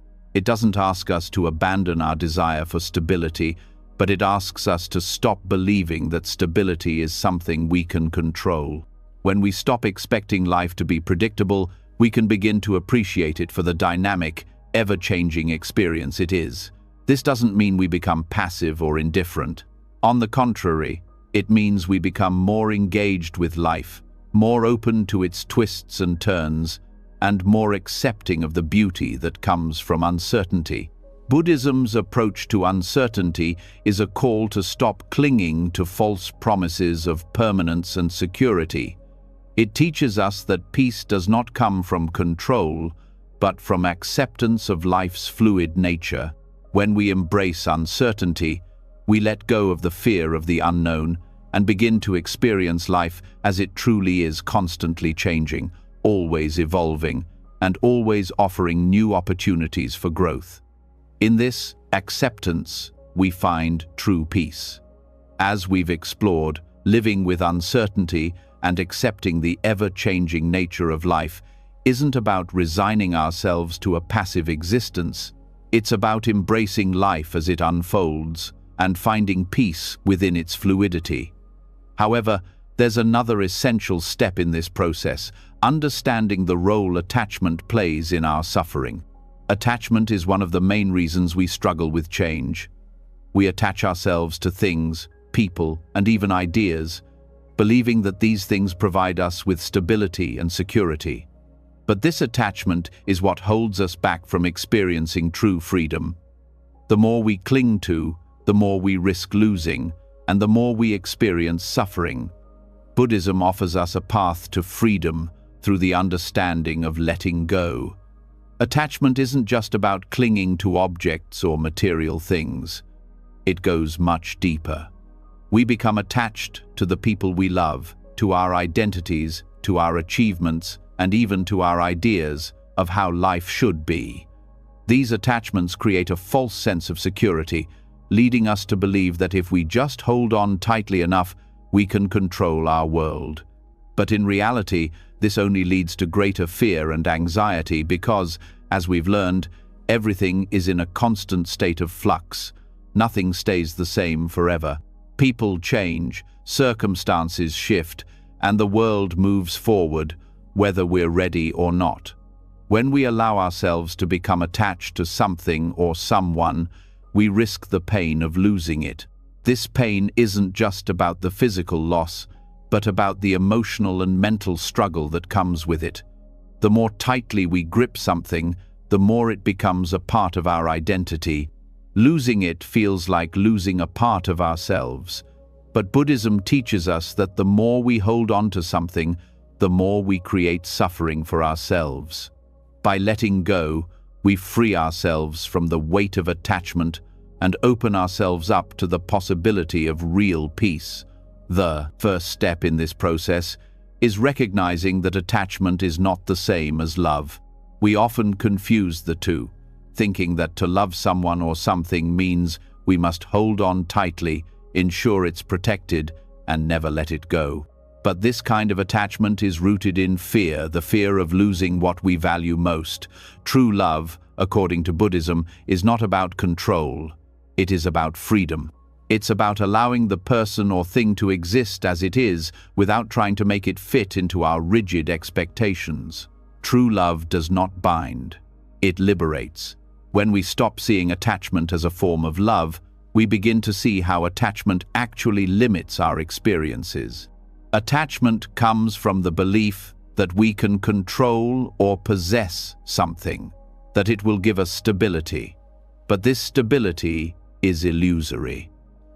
The more we attach to something, the more we become fearful of losing it.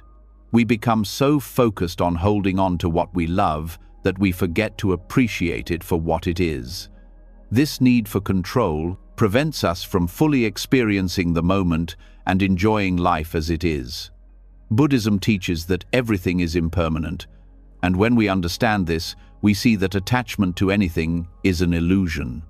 When we let go of the need to control, we begin to embrace the beauty of impermanence. Letting go doesn't mean we stop caring or that we become indifferent. It means we stop living in constant fear of loss. We begin to love without expectation, allowing things to be as they are, without trying to mold them into something they're not. By letting go, we also free ourselves from the constant cycle of craving and clinging. Craving is the root of attachment. We crave people, possessions, experiences, and ideas because we believe they will make us happy, bring us security, or give our lives meaning. But the more we crave, the more we are dissatisfied. No matter how much we gain, there's always something more to desire, and each time we reach for something, we tighten our grip on it, setting ourselves up for disappointment. Buddhism teaches that the path to freedom is not through acquiring more, but through letting go of the things that bind us. When we stop grasping at desires, we stop creating new attachments. We learn to live with what we have, appreciating it for what it is, rather than always striving for something else. In this process of letting go, we experience true liberation because we are no longer driven by the need to fill an empty space within us. Instead, we learn to embrace the fullness of the present moment. Letting go of attachment also means letting go of the stories we tell ourselves about who we are. So often, our sense of self is tied up in our possessions, relationships, and achievements. We identify with what we own or the roles we play in others' lives. But Buddhism teaches us that this sense of self is not fixed, it is constantly changing. When we let go of the attachments to these identities, we begin to experience life as it is, without the need to label it or define it. One of the most difficult attachments to release is our attachment to the past. We often cling to memories of who we were, what we had, and the people we loved. These memories become part of our identity, and we hold on to them because they provide a sense of continuity and comfort. But the past is gone, and while it shapes who we are, it does not define us. Holding on to the past only prevents us from fully engaging with the present. When we let go of attachment to the past, we free ourselves to live in the here and now, appreciating the present moment for what it offers, without being weighed down by what has already passed. Similarly, we often become attached to expectations about the future. We think that if we just reach a certain point, whether it's a career milestone, a financial goal, or a personal achievement, then we will be happy and fulfilled. But these expectations are also rooted in attachment. When we let go of the need to control the future, we allow ourselves to experience life as it comes, without the burden of trying to force it into a specific outcome. This doesn't mean we stop working toward our goals or that we abandon our dreams.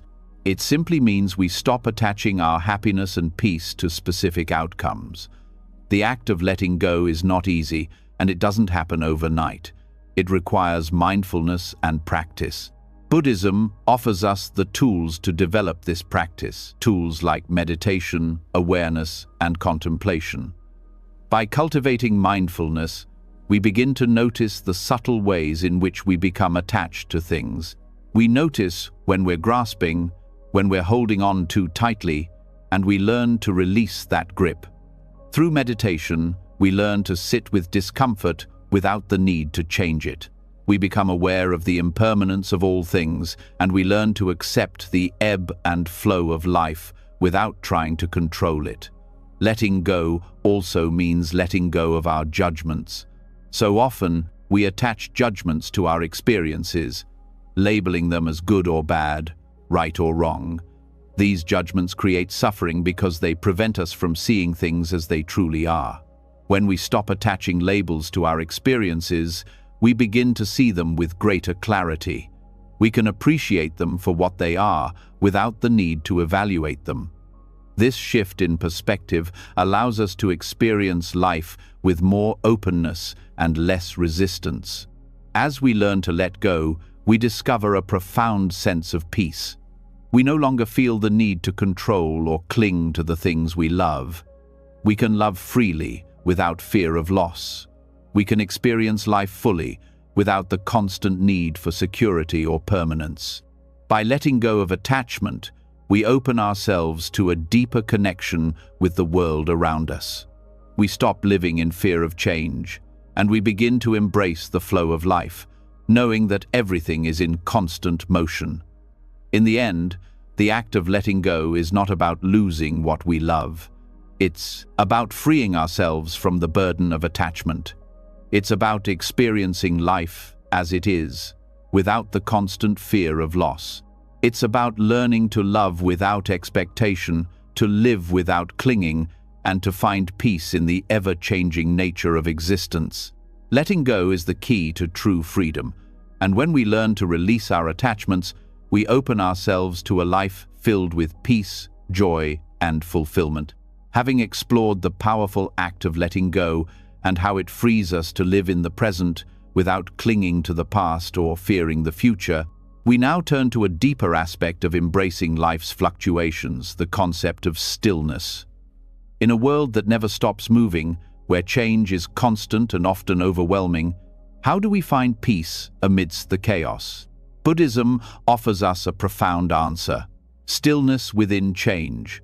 It's a paradox that seems counterintuitive at first. How can we experience stillness in a world that is always changing? We are taught to believe that peace comes from stability, from the things that stay the same. But Buddhism teaches that true peace does not arise from avoiding change.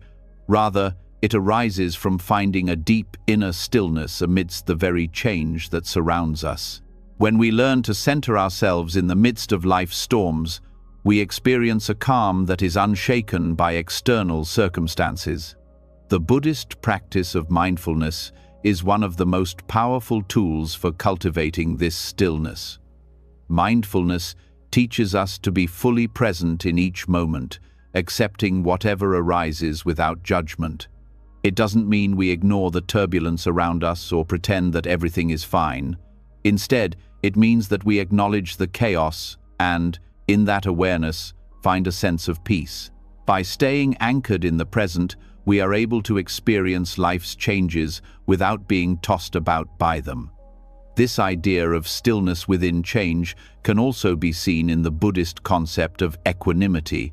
Equanimity is the ability to remain calm and balanced, regardless of what is happening around us.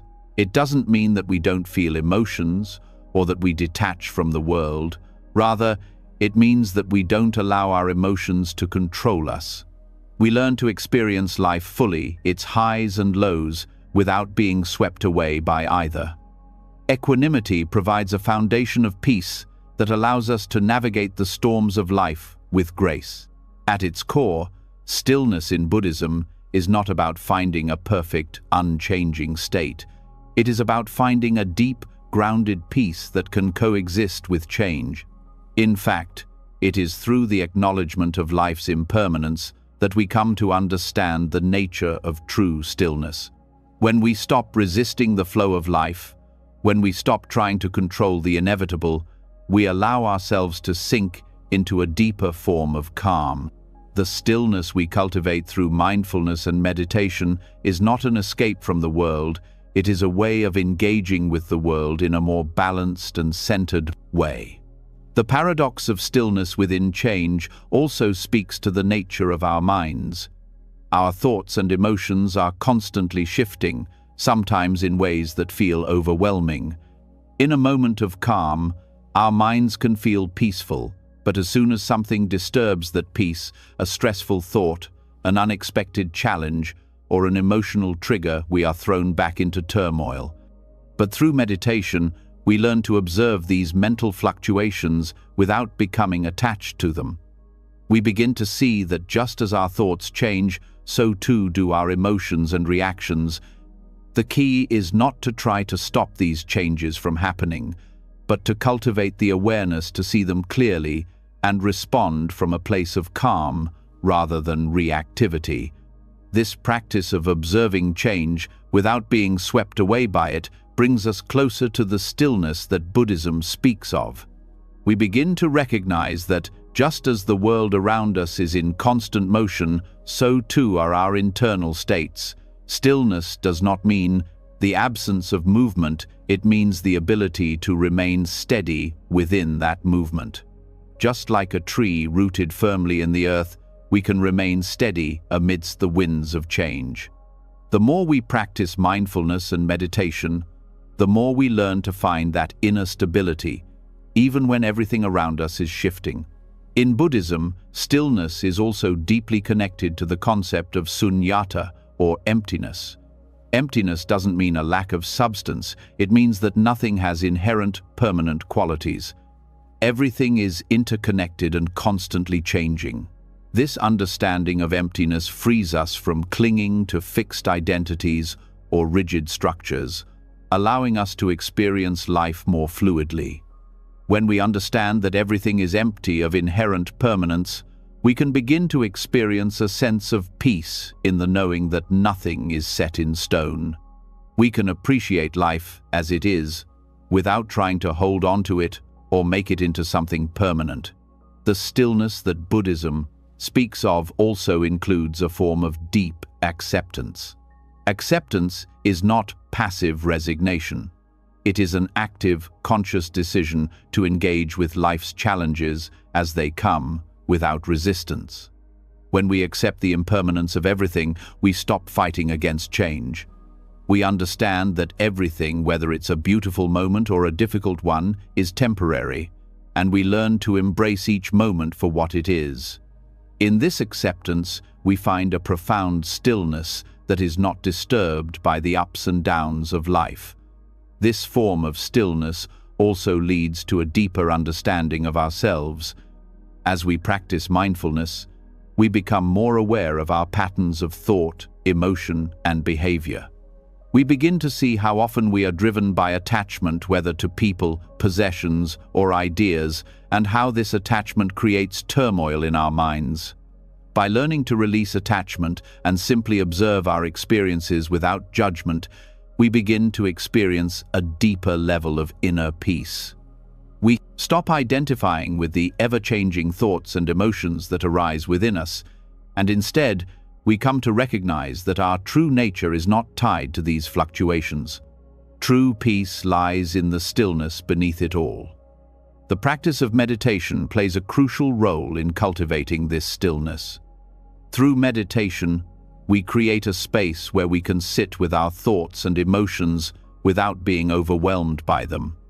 This space allows us to observe the changes in our mind without becoming entangled in them. As we deepen our meditation practice, we begin to experience moments of profound stillness, moments where the constant chatter of the mind quiets, and we are able to simply be. These moments of stillness provide a sense of peace that transcends the external world. They remind us that, even in the midst of chaos, we can find a place of quiet within ourselves. Stillness is not something that can be forced or fabricated. It is a natural state that arises when we allow ourselves to stop fighting against life's flow, when we stop trying to control every outcome, when we let go of the need to keep everything fixed. We open ourselves up to a deeper peace. Stillness, in this sense, is a state of surrender, not surrendering to the world outside, but surrendering to the truth of our experience. We surrender to the impermanence of life, and in doing so, we find that the more we let go, the more peace we experience. This understanding of stillness within change transforms our relationship with life. Instead of constantly striving to avoid discomfort, to hold on to what we love, or to control what happens next, we learn to let life unfold naturally. We learn to navigate the waves of change without being swept away by them. And in that process, we find that the storms of life no longer have the power to disturb our peace. This is the power of Buddhist stillness, a calm that arises not from avoiding change, but from fully engaging with it. The paradox of stillness within change is not an easy concept to grasp, but it offers us a profound way to live. It teaches us that we can find peace not in the absence of change, but in the ability to remain steady as everything around us shifts. Through mindfulness, meditation, and acceptance, we can cultivate this inner stillness and discover a deep sense of calm that is unshaken by life's inevitable fluctuations. When we let go of the need for control, we allow ourselves to live with a deeper connection to the world around us, and in that connection, we find the peace we've been seeking all along. Having delved into the profound peace that comes from finding stillness amid life's inevitable changes, we now turn to an even deeper understanding of how the very nature of impermanence can guide us toward living more meaningful and intentional lives. Embracing the truth that nothing lasts forever doesn't have to be a source of fear or anxiety. In fact, it can be the key to unlocking a life that is richer, more aligned with our true values, and deeply connected to the present moment. For so much of our lives, we are taught to seek permanence, whether in our relationships, our work, or our achievements. We are conditioned to chase after things that seem stable, things that appear as if they could give us lasting happiness and security. But the more we grasp at these things, the more we distance ourselves from the reality of impermanence. The truth is, life is constantly shifting, and resisting this flow only creates frustration and disappointment. By embracing impermanence, we free ourselves from the need to hold on to things that will inevitably change, and we open ourselves to the possibility of living a more purposeful, fulfilling life. In Buddhism, impermanence is not seen as something negative or something to fear. Instead, it is recognized as one of the fundamental truths of existence. The Buddha taught that everything is in a state of constant change, and once we accept this truth, we begin to experience life with greater clarity and freedom. The reality of impermanence isn't something to avoid or deny. It's something to engage with fully. It's a reality that can help us prioritize what truly matters, allowing us to align our lives with our deepest values and purpose. When we start to accept that nothing lasts forever, we begin to shift our perspective on what it means to live a meaningful life. We stop chasing after external markers of success, like wealth, status, or the approval of others. Instead, we start focusing on what brings us true fulfillment, connection, love, compassion, growth, and wisdom. These are the things that matter, and they are also the things that are in our power to cultivate. The impermanence of all things encourages us to live with intention. When we recognize that time is limited and that our circumstances are constantly evolving, we begin to understand that we don't have forever to pursue what we truly value. This realization doesn't create fear, it creates urgency. It compels us to live with purpose, to focus on what truly matters, and to engage fully in the present moment. The recognition of impermanence invites us to ask ourselves, what do I want my life to stand for? What do I want to give my time and energy to?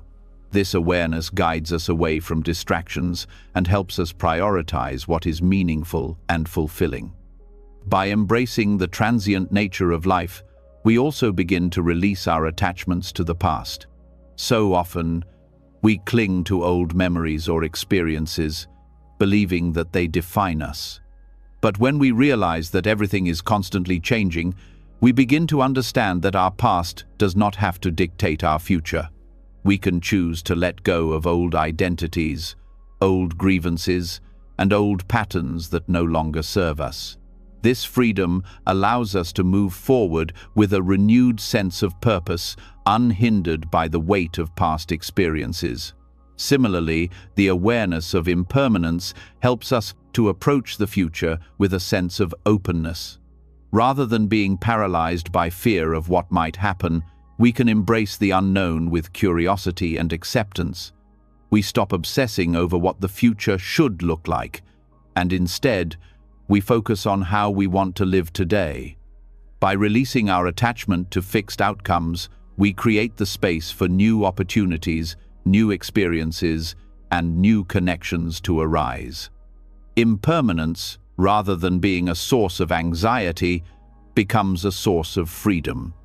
One of the most powerful ways that impermanence shapes a meaningful life is by guiding us to live with a deeper appreciation for the present. When we accept that each moment is fleeting, we stop taking things for granted. We begin to see the beauty in the ordinary, the small moments of connection and joy that we often overlook. This mindfulness doesn't just help us appreciate life more, it helps us make more intentional choices. Instead of reacting to life in a passive way, we become active participants in creating the life we want to live. We begin to take responsibility for how we show up in the world, how we treat others, and how we contribute to the greater good. As we become more attuned to the impermanent nature of all things, we also learn to let go of the need to control every aspect of our lives. The desire to control is often rooted in the belief that we can make life more stable or predictable. But control is an illusion, and the more we try to hold on to it, the more we limit ourselves. When we embrace impermanence, we learn to let go of the need to control outcomes and instead trust in life's natural flow. This trust frees us to make decisions based on our values, not our fears. It allows us to take risks, to be vulnerable, and to move forward with confidence, knowing that whatever comes our way, we can handle it. The acceptance of impermanence also deepens our sense of connection to others. When we realize that all things, including the people in our lives, are subject to change, we are reminded of the preciousness of each relationship. We begin to appreciate the time we have with others without taking it for granted. This appreciation deepens our empathy and compassion as we recognize that all beings are navigating their own path of change. We become more present for those we care about, not focused on what they can do for us, but on how we can be there for them in their own process of growth and transformation. Furthermore, embracing impermanence invites us to cultivate wisdom. When we let go of our attachment to specific outcomes and embrace life as it is, we begin to see things more clearly. We stop getting caught up in distractions and start recognizing what truly matters. This clarity enables us to make decisions that align with our deepest values and desires. We begin to act with purpose, not out of fear or uncertainty, but out of a deep understanding of what brings lasting happiness and fulfillment. Our actions become more intentional, more aligned with our true self, and ultimately more meaningful. The realization of impermanence also encourages us to live in harmony with the world around us. Just as we are constantly changing, so is the world we inhabit. Our environment, the people in it, and the circumstances we face are all part of a dynamic, ever-evolving process. When we understand this, we stop trying to control the world and instead learn to live with it. We adapt, we grow, and we contribute to the collective flow of life in ways that are both meaningful and impactful. Impermanence teaches us that we are not separate from the world around us. We are deeply interconnected, part of the same process of change and growth. In Buddhism, the awareness of impermanence is not just a philosophical concept, it is a call to action. It encourages us to live fully, to embrace each moment as it comes, and to let go of the things that no longer serve us. By accepting the transient nature of all things, we begin to see the world in a different light. We recognize that life's fleeting nature is not something to fear, but something to honor. We start to make choices that reflect our values, that align with our deeper sense of purpose, and that move us closer to the life we truly want to live. Impermanence becomes the driving force behind our growth, our wisdom, and our connection to everything around us. By embracing impermanence, we create lives that are grounded in authenticity, intention, and purpose. We learn to let go of attachments that hold us back, and we begin to live with a deeper sense of freedom and peace. This shift in perspective transforms not just how we experience the world, but how we contribute to it. Instead of focusing on what we might lose, we begin to focus on what we can give, what we can create in the limited time we have. And in doing so, we begin to build a life that is truly meaningful, a life that reflects who we are at our core and what we value most. As we've seen, embracing impermanence and the ever-changing nature of life frees us from the grip of attachment and allows us to live with greater purpose and peace. But to fully understand the depth of this liberation, we must explore a core concept in Buddhism that directly relates to our experience of change, shunyata, or emptiness. It's a term that can be difficult to grasp, yet it offers us profound insight into how everything is interconnected and how we can truly break free from attachment. Rather than seeing emptiness as something void or lacking, it reveals a transformative truth about how all things, including ourselves, are subject to change and impermanence.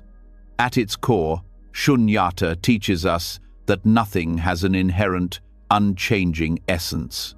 All things, our experiences, our identities, the world around us are not fixed entities, but are instead made up of ever-changing parts. Just as a wave on the ocean exists only as a temporary formation within the flow of the sea, everything in life is a temporary arrangement in the greater unfolding of reality. This realization is liberating. When we see things as they truly are, interconnected and ever-changing, we are freed from the fear and suffering that arise from our desire to control or hold on to them. The concept of shunyata challenges our usual way of thinking about the world. We tend to see things as solid, permanent, and separate. We cling to our identities, our possessions, and our relationships as if they are fixed parts of who we are. But shunyata shows us that everything is in constant flux, and that our attachment to things, people, and even our own self-image causes unnecessary suffering. When we grasp tightly to these transient things, we create mental barriers that prevent us from experiencing the flow of life as it is. In recognizing the emptiness of all things, we can begin to release our attachment and find freedom. This understanding of emptiness is not a call to detach from life entirely or to become indifferent to the world around us. Rather, it's an invitation to engage with life more fully, without the burden of attachment. When we accept that nothing is permanent or fixed, we can appreciate things more deeply for what they are in the present moment, without needing them to be something else. This gives us the freedom to experience life with an open heart, without the fear of loss that often accompanies attachment. Buddhism teaches that attachment arises from the illusion of permanence.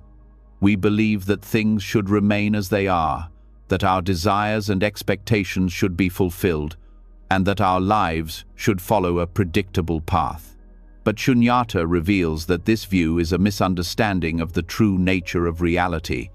Everything, from our relationships to our possessions to our thoughts and feelings, is in a constant state of flux.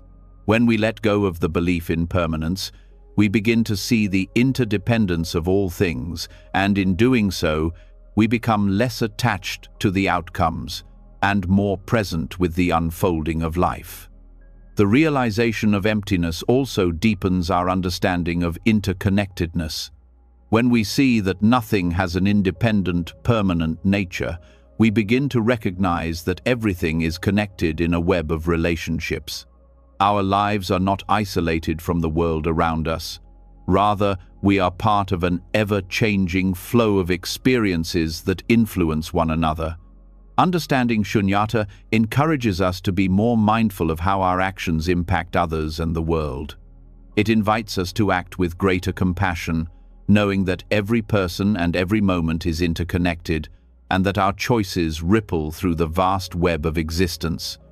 Embracing emptiness frees us from the need to define ourselves by external circumstances. In our culture, we often define ourselves by our job, our status, or our possessions. We believe that these things give us meaning and stability, but Shunyata teaches us that these identities are not inherent to who we are. They are temporary roles we play in the unfolding of life.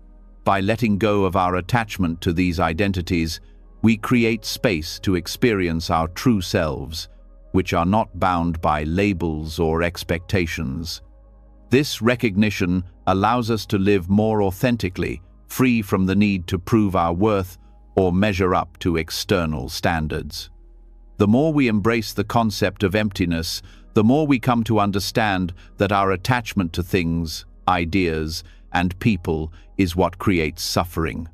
Attachment doesn't mean that we don't care for others or cherish the things we hold dear. It means that we stop believing that these things define us or that we can possess them in a way that keeps them static. Life's beauty comes from its impermanence, and by understanding that, we open ourselves to experience it fully.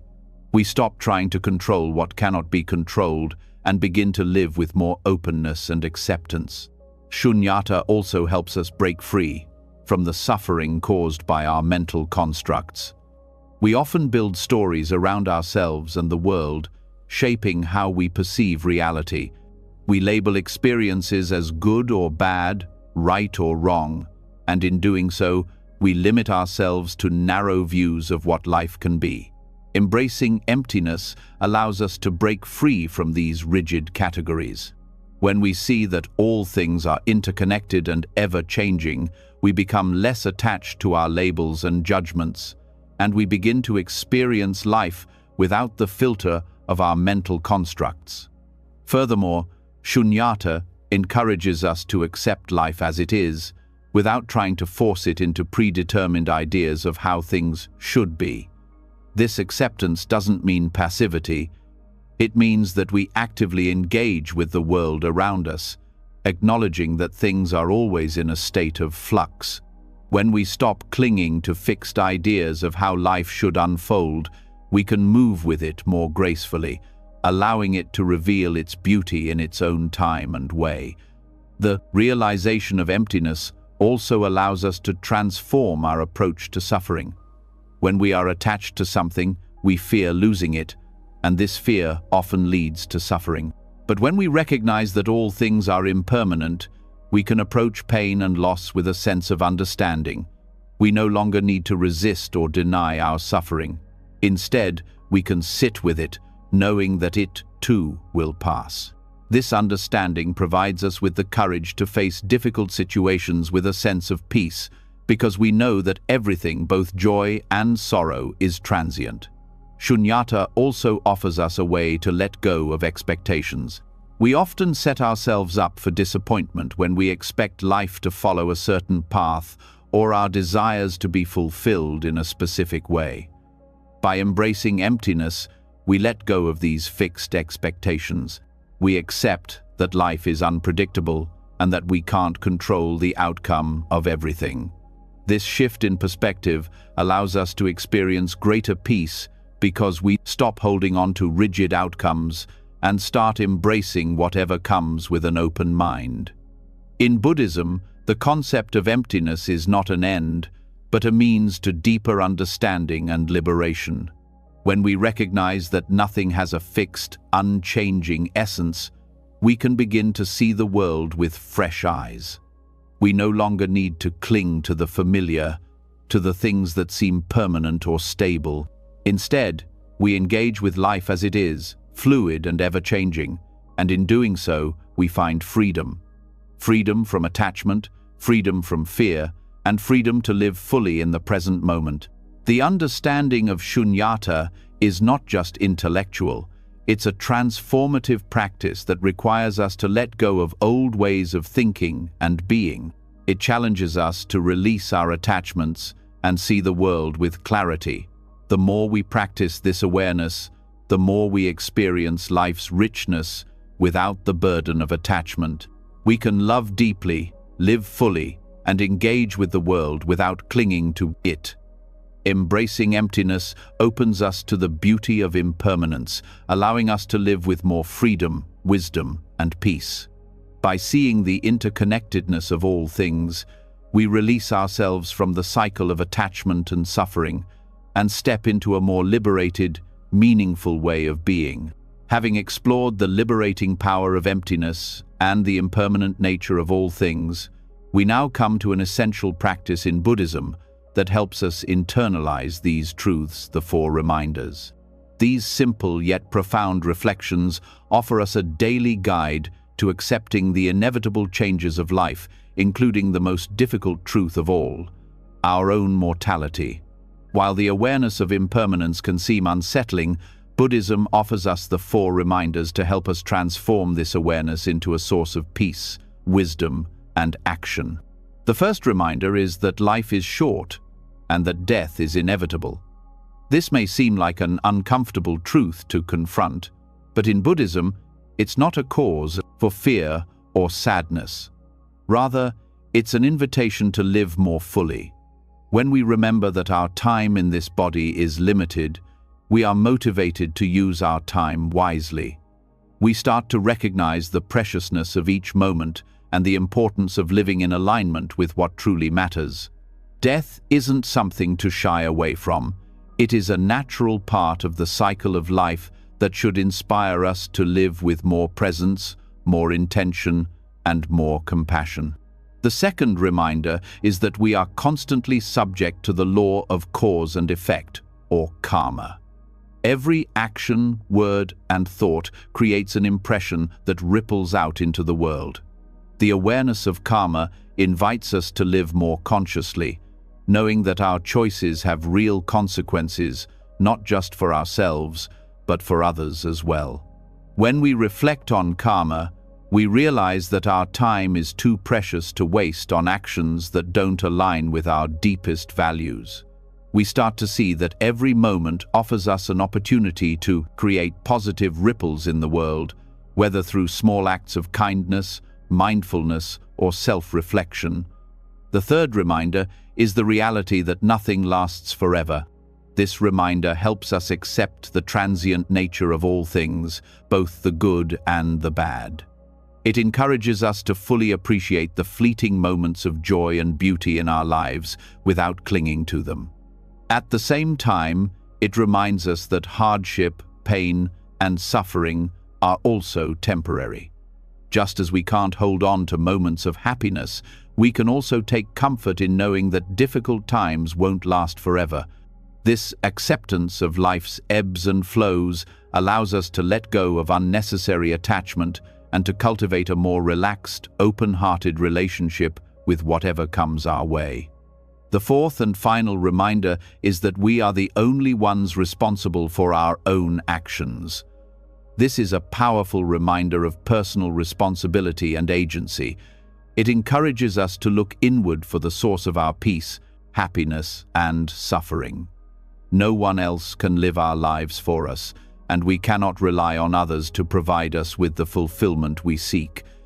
This reminder invites us to take ownership of our choices and to recognize that we are empowered to shape our lives through our actions, intentions, and mindset. When we remember that we are responsible for our own well-being, we are more likely to make decisions that are in alignment with our deepest values.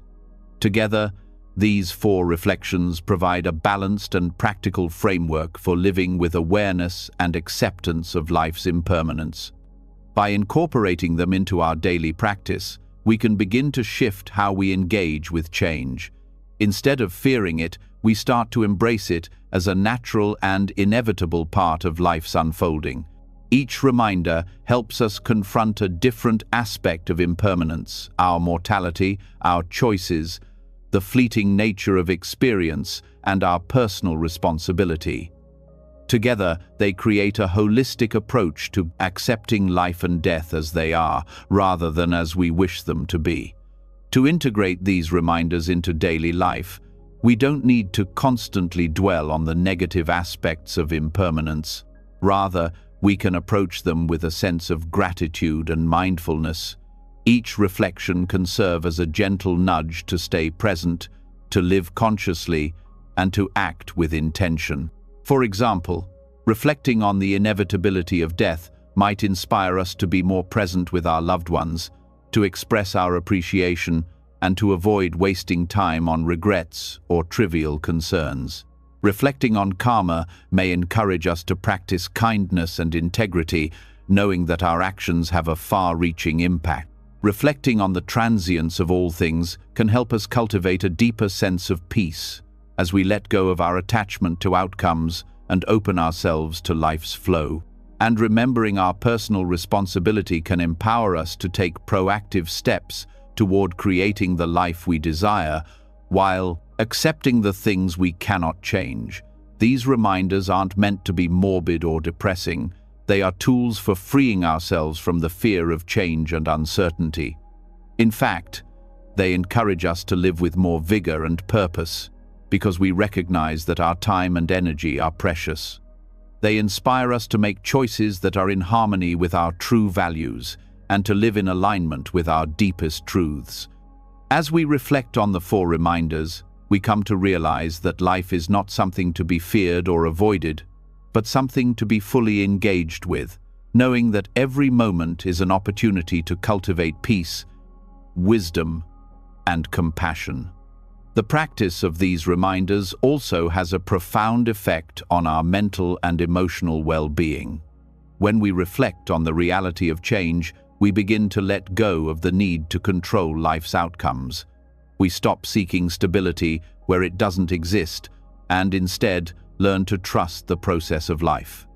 This trust leads to greater emotional resilience, as we stop resisting what is happening and instead learn to flow with it. We develop a sense of inner peace, knowing that we don't have to have everything figured out. Life's impermanence, instead of being a source of anxiety, becomes a teacher of acceptance. In Buddhist teachings, the 4 reminders are also seen as a way to deepen our compassion for others. When we accept the inevitability of death and the transient nature of all things, we come to recognize that others, too, are navigating these same truths. We begin to see the interconnectedness of all beings as we share in this universal experience of impermanence. This realization naturally leads to greater empathy and understanding. We learn to let go of judgment and instead offer kindness, knowing that everyone is doing their best to navigate this ever-changing world. These reminders can also be powerful tools for reducing our attachment to material things. We often place a great deal of importance on our possessions, careers, and social status, believing that these things define us or bring us happiness. But when we reflect on the impermanence of all things, we begin to see how transient these attachments are. We realize that nothing external can provide lasting fulfillment. This realization encourages us to focus on cultivating internal qualities, love, wisdom, and compassion that remain steadfast even in the face of change. Moreover, the 4 reminders encourage us to live with greater clarity and mindfulness. They help us prioritize what truly matters in our lives and to engage with it fully. we begin to ask ourselves deeper questions about how we want to spend our time and energy. Are we living in alignment with our values? Are we being the person we want to be? Are we making the most of the time we have? These reflections lead us to a life that is intentional, purposeful, and deeply satisfying. By incorporating the 4 reminders into our daily practice, we shift from a mindset of resistance to one of acceptance. We begin to embrace the flow of life's changes and to approach them with open hearts and minds. These reminders don't offer false promises of security or permanence, but they do offer us something even more powerful: the freedom to live with greater peace, wisdom, and compassion, no matter what comes our way. Ultimately, the 4 reminders provide us with a transformative framework for engaging with life's impermanence. They teach us to accept change, embrace uncertainty, and live with intention, all while deepening our connection to others and to the world around us. As we reflect on these reminders and integrate them into our daily practice, we come to realize that the transient nature of life is not something to fear, but something to honor, for it is through this impermanence that we find the true meaning of life. As we've explored the 4 reminders and the transformative power of accepting change, we now arrive at one of the most difficult and profound aspects of life: loss. Loss is perhaps the most poignant reminder of impermanence, and it's something we all face at different points in our lives. Whether it's the loss of a loved one, a relationship, a job, or even an aspect of ourselves, grief is an inevitable part of the human experience. In our culture, grief is often something we try to avoid or suppress, but Buddhism offers a path to healing by teaching us that loss is not something to resist, but something to be embraced as part of the natural flow of change. Grief is often seen as something we must get over or move past, but Buddhism invites us to rethink this approach. In Buddhist philosophy, grief is not something to be fixed, but something to be understood and integrated into the fabric of life. Rather than running from our grief or trying to escape it, Buddhism teaches us to face it with awareness, to sit with it, and to allow it to unfold in its own time. This process of acceptance is not about erasing the pain or pretending it doesn't hurt. It's about acknowledging that grief, like all emotions, is part of the cycle of life, and by accepting it, we can heal more fully. The Buddhist understanding of loss centers around the idea of impermanence. Everything we hold dear, everything we depend on, is subject to change. People come and go, circumstances shift, and the things we attach ourselves to are not permanent. This truth can be painful, especially when we experience loss. But Buddhism teaches us that this truth is not meant to cause suffering. Rather, it's a reminder that everything is in a constant state of flux. By accepting that loss is part of this process, we can begin to find peace in the midst of our grief. Grief, in Buddhist terms, is a natural response to loss, but it's also a powerful tool for growth. When we lose something, we are forced to confront our attachments, whether to people, places, or ideas.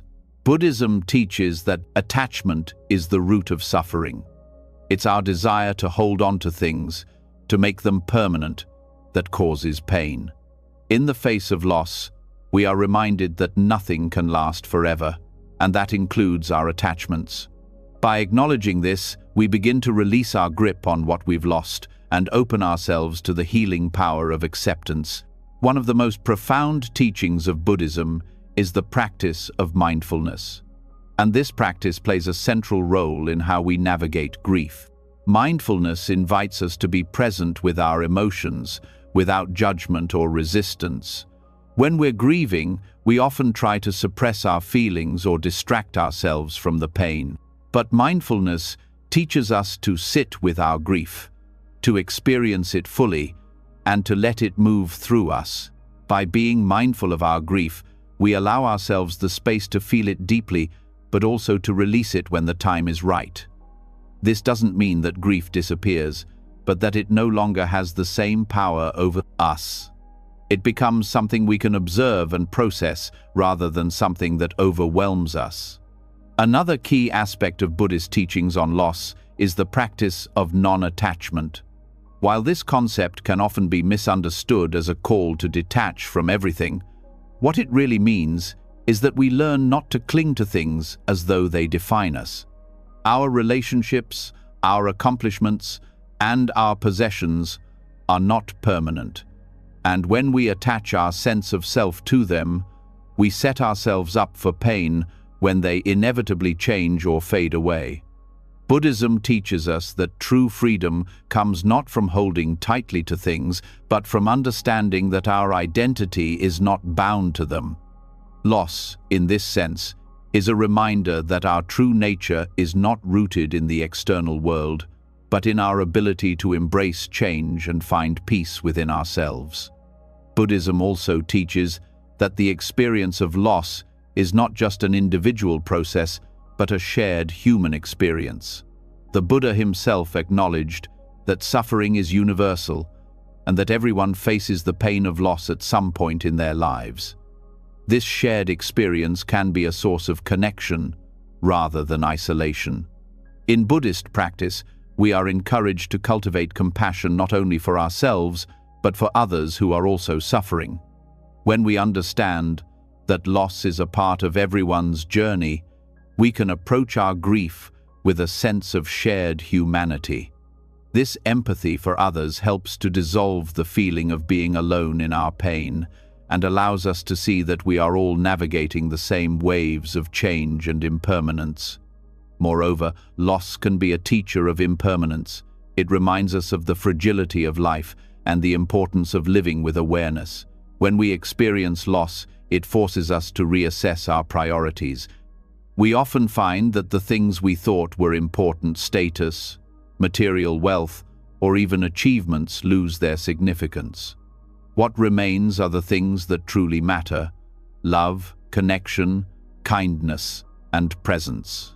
Loss teaches us to be more present, to appreciate what we have while we have it, and to live with greater intention.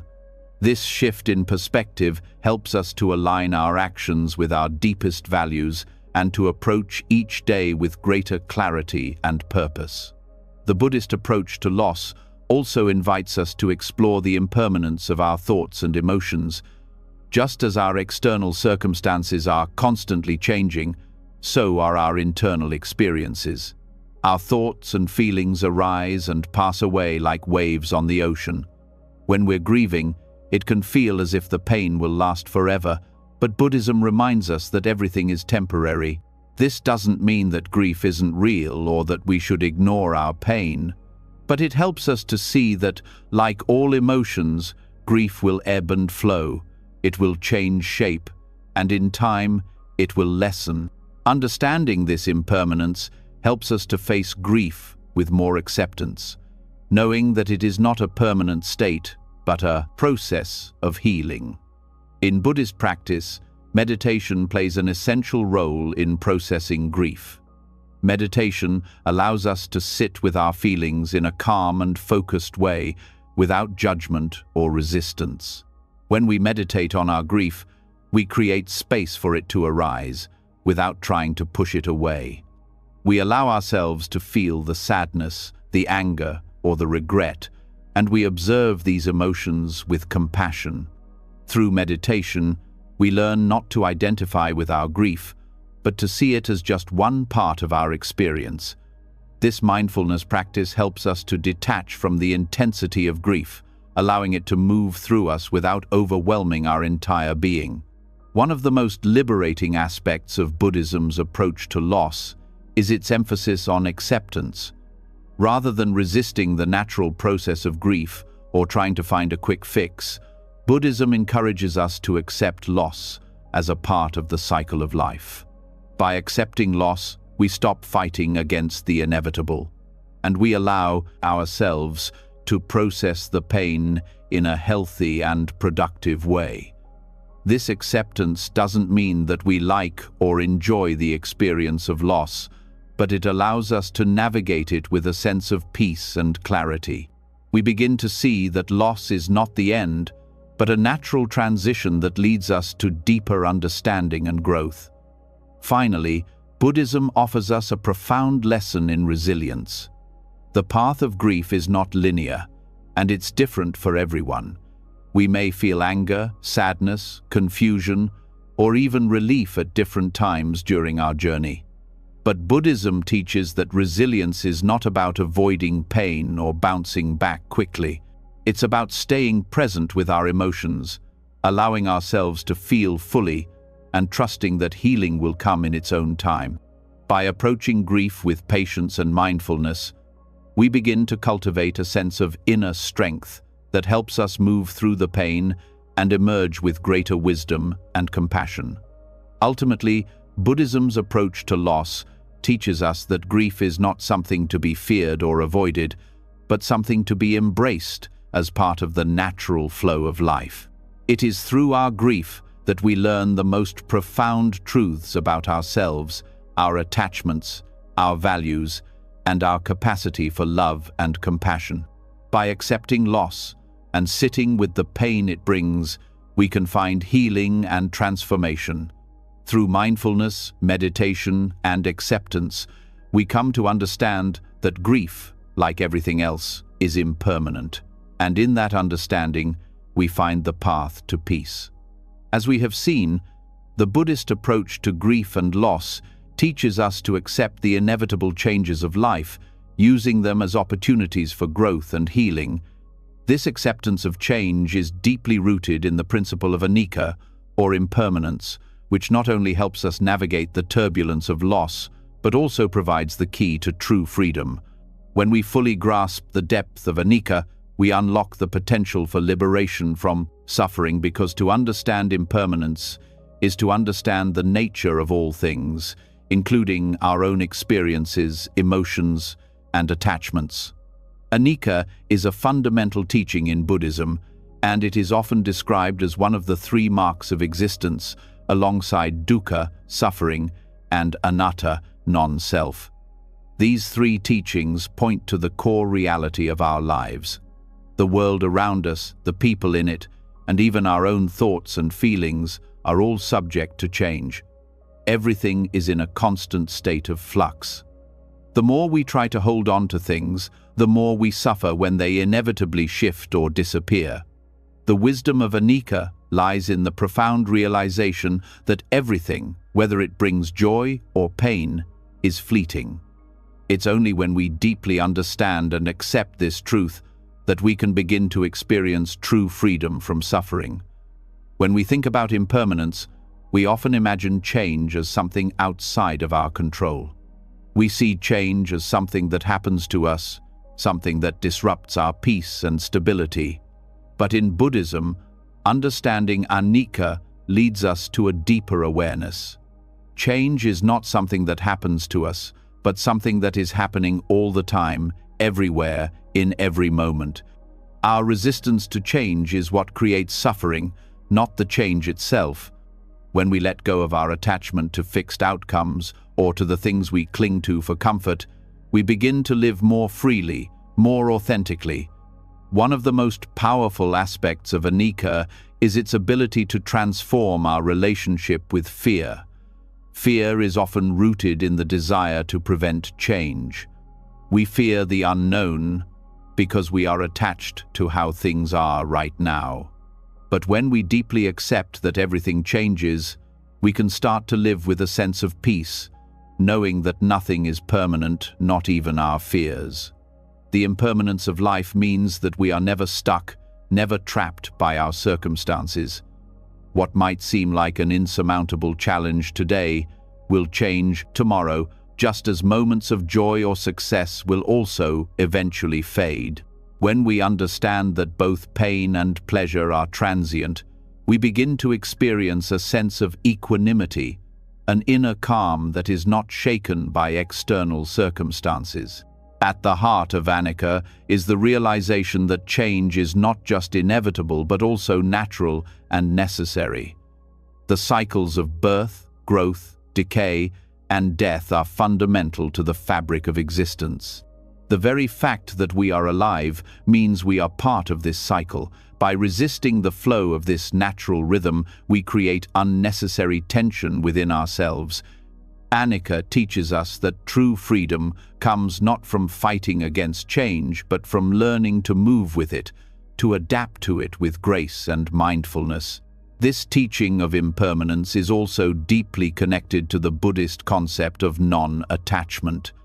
Attachment arises when we try to hold on to things that are inherently unstable. We attach to relationships, material possessions, achievements, and even our own identities because we want to feel secure.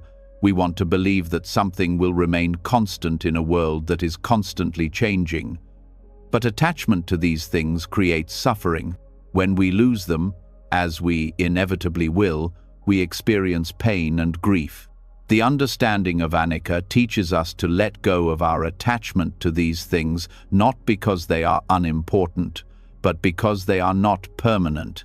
When we embrace impermanence, we are freed from the fear of losing what we hold dear, because we understand that loss is part of life's natural process. One of the most transformative aspects of understanding Anicca is its impact on how we experience time. So often, we are either caught in the past, clinging to memories and experiences, or we are anxious about the future, fearful of what's to come. But when we understand that everything is in a constant state of change, we begin to live more fully in the present moment. The past is gone, and the future has not yet arrived. The only reality we can fully experience is the present. By accepting the impermanence of all things, we become more present, more mindful, and more able to enjoy life as it unfolds in front of us. We stop waiting for the perfect moment to arrive, and we begin to appreciate the beauty of each moment as it is. Understanding Anicca also helps us to let go of our need for control. The desire to control our circumstances and the people around us is rooted in the belief that we can make life more predictable and stable. But this desire for control is an illusion. The more we try to force things to remain the same, the more we experience anxiety and frustration. Anicca teaches us that life is beyond our control, and when we release our need for control, we experience a sense of freedom. Instead of fighting against the changes that come our way, we begin to trust in the process of life, knowing that everything is unfolding as it should. We let go of the need to force outcomes, and instead we embrace the flow of life with a sense of trust and acceptance. Another key aspect of Anicca is its role in fostering compassion. When we deeply understand that all things are impermanent, we come to recognize that everyone and everything is subject to change. This understanding helps us see the interconnectedness of all beings. Just as we experience the ebb and flow of emotions, circumstances, and relationships, so too does everyone else. This recognition of shared impermanence opens our hearts to others. We begin to approach others with greater compassion and empathy, knowing that they, too, are navigating the challenges of an ever-changing world. By embracing Anicca, we learn to meet others where they are, without judgment or expectation, recognizing that we are all in this together. Anicca also helps us shift our perspective on success and failure. In a culture that often values achievement, recognition, and the accumulation of material wealth, it's easy to become attached to these external markers of success. But when we understand the impermanence of all things, we begin to see that success and failure are not permanent states. Both rise and fall like waves on the ocean, and we are not defined by either. Success is fleeting, and failure is temporary. By embracing Anicca, we learn to approach both success and failure with equanimity, understanding that neither defines us. What matters is how we respond to these experiences and what we learn from them. This perspective helps us let go of the pressure to succeed at all costs and invites us to find meaning in the journey itself rather than in the outcome. The practice of meditation is one of the most powerful ways to deepen our understanding of anicca and to integrate it into our daily lives. In meditation, we learn to observe our thoughts, emotions, and physical sensations without attachment or judgment. We begin to see that these mental and physical states are also impermanent. Just as a thought arises and fades away, so too do our emotions and sensations. Meditation helps us cultivate a sense of spaciousness within ourselves, allowing us to observe the constant flux of our inner experience without becoming overwhelmed by it. Through this practice, we learn to sit with change, not just as a concept, but as a lived experience. We begin to internalize the truth of impermanence and find peace in knowing that everything, including our thoughts and feelings, will pass. Anicca is not just a philosophical concept, it is a living, breathing truth that can guide us toward ultimate freedom from suffering. When we truly understand the impermanence of all things, we are no longer enslaved by attachment, fear, or desire. We learn to live with greater freedom, allowing life to unfold naturally and without resistance. We let go of our need to control, and instead, we trust in the flow of change. This acceptance of impermanence allows us to live more fully, more authentically, and with greater compassion for ourselves and others. By embracing anicca, we come to understand that freedom is not found in permanence or stability, but in the fluid, ever-changing nature of life itself. As we've delved into the impermanence of all things and the profound wisdom that comes from embracing change, one key question remains: how do we move from fear of change to a place of acceptance and even growth? We've all felt it, the tightening in our chest when faced with uncertainty, the resistance that rises when something we've held dear begins to shift. Fear of change is perhaps one of the most natural human reactions, but Buddhism offers us not just a way to cope with change, but a path to use it as an opportunity for personal and spiritual growth. By transforming our fear into a more fluid and open mindset, we can step into life's ever-changing dance with confidence and grace. Buddhism recognizes that fear, particularly fear of change, is often rooted in attachment. We fear losing what we know, what feels stable, and what we believe defines us. However, when we view change through the lens of attachment, we see it as a threat rather than a natural part of existence. Fear arises when we cling to the illusion of permanence, when we believe that life, people, and experiences should stay fixed and unchanging. Buddhism teaches that true peace and growth come when we can let go of this attachment and see change not as something to fear, but as a tool for transformation. The key to transforming fear into flow is understanding that change is not an enemy, but an inevitable process that is part of the larger tapestry of life. Just as we would not fear the rising and falling of the tides, we need not fear the changes in our lives. By accepting change as a natural force that helps shape our personal journey, we open ourselves to its potential for growth. Change can be the doorway to new opportunities, new ways of thinking, and new experiences. But we must first be willing to face it with open arms instead of clenched fists. Buddhist teachings offer practical wisdom for turning fear into flow. One of the most powerful tools is mindfulness. Through mindfulness, we cultivate awareness of our thoughts, emotions, and reactions without judgment.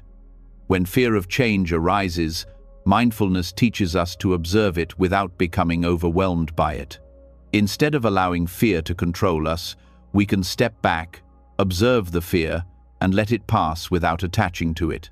This practice helps us move beyond the grip of fear, allowing us to respond to change with clarity rather than reactivity. Another transformative tool Buddhism provides is the practice of non-attachment. Attachment to our current circumstances, our ideas of how things should be, or even our expectations about the future can all fuel fear. When we identify too strongly with these attachments, we create a sense of insecurity because everything around us is constantly shifting. Buddhism teaches us that our true nature is not defined by external circumstances, and therefore we don't need to hold on so tightly to what we perceive as stable. Instead, by releasing attachment, we allow ourselves to flow with change rather than resist it. This doesn't mean we stop caring or stop making plans. It simply means that we stop depending on things staying the same for our sense of peace. In addition to mindfulness and non-attachment, Buddhism offers the practice of impermanence as a tool for transforming fear into growth. When we reflect on the fact that everything changes, our emotions, our thoughts, the people we love, our circumstances, we come to understand that nothing is truly permanent. This recognition might initially seem unsettling, but over time, it frees us from the fear of losing what we hold dear. When we understand that all things are temporary, we learn to appreciate them fully in the moment, knowing that the value of our experiences is not dependent on their permanence. This practice helps us embrace the natural flow of life with a sense of ease, knowing that everything, both the good and the challenging, will eventually change and pass. The concept of suffering or dukkha in Buddhism is another lens through which we can transform our fear of change. Change, in its essence, is not the cause of suffering. Our resistance to change is what creates it. When we resist change, we push against the natural flow of life, creating friction. By learning to let go of this resistance, we can reduce suffering. Buddhism teaches us that suffering is a natural part of life, and that accepting it, rather than fearing it, can lead to liberation. When we acknowledge that pain and discomfort are part of the human experience, we stop trying to avoid them at all costs and instead learn to face them with awareness and equanimity. Buddhism also introduces the concept of embracing uncertainty as a way to transform fear into flow. Many of our fears about change are tied to our fear of the unknown. We fear the what-ifs, the uncertainties of life's unpredictable nature. However, Buddhism teaches that the unknown is not something to fear, but something to accept.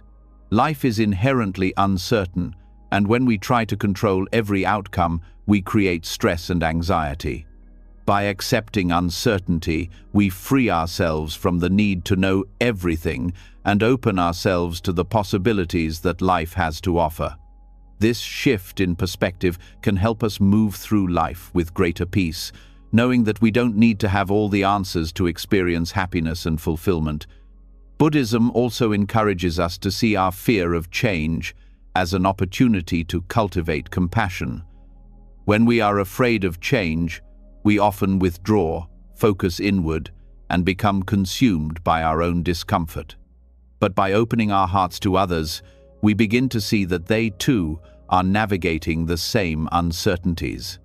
This shared human experience of change and fear can create deeper connections as we recognize that we are not alone in our struggles. Compassion allows us to face the fear of change, not just with mindfulness and acceptance, but with empathy for others who are on similar journeys. By turning our focus outward, we transform our own fear into an opportunity to connect, heal, and grow together. Another important Buddhist practice that helps us transform fear into flow is right view, one of the elements of the Noble Eightfold Path. Right view is the understanding of the nature of reality, including the impermanence of all things. When we hold a clear understanding of reality, we begin to see fear for what it truly is, a natural reaction to the unknown, but not a permanent or insurmountable force. By cultivating right view, we can step back from our fear, observe it, and move forward with greater clarity. Fear loses its power when we understand that it is not an inherent part of us, but a temporary feeling that can be transformed through mindfulness, awareness, and right understanding. Living in the flow of change also requires patience, a practice that Buddhism teaches us is essential for growth. Often, we want things to happen quickly, and the uncertainty of change can feel unbearable when we don't have immediate answers or results. Buddhism teaches us that growth takes time and that we must be patient with ourselves and the process of life. Patience allows us to remain steady during times of change, trusting that the unfolding process is as valuable as the end result. It's through the process of learning, adapting, and changing that we grow, sometimes in ways we didn't expect, but always in ways that serve our greater good. Through all these teachings, Buddhism helps us transform fear into a path of growth by shifting our perspective on change and uncertainty. Rather than seeing change as something to fear, we begin to see it as a teacher, one that invites us to step into life with greater awareness, compassion, and resilience. Fear becomes less of an obstacle and more of an opportunity to practice mindfulness, to release attachment, to embrace uncertainty, and to cultivate compassion and patience. By transforming fear into flow, we not only navigate change with greater ease, but we also discover a deeper sense of freedom and peace. When we stop resisting change and instead welcome it, we open ourselves to the vast potential of personal and spiritual growth. And in that openness, we find the courage to live fully, with a heart that is free from fear and full of possibility. As we have explored the many ways in which Buddhism helps us transform our fear of change into opportunities for growth, one truth becomes increasingly clear. Life is full of extremes. We experience highs and lows, joy and sorrow, stability and chaos. It can often feel like we are being pulled in different directions, trying to navigate the ever-shifting tides of our existence. But Buddhism offers a powerful antidote to the stress and confusion that comes with these extremes, the middle way. This path offers us a balanced approach to life's fluctuating nature, allowing us to find peace and clarity amid the chaos. The middle way, as taught by the Buddha, is not about avoiding extremes or seeking comfort in mediocrity. Rather, it is about finding the balance between two opposite forces. It invites us to let go of our tendency to swing between extremes, such as indulgence and self-denial or attachment and aversion. Instead, we are encouraged to find a balanced, harmonious approach to life, one that allows us to navigate change with wisdom, patience, and resilience.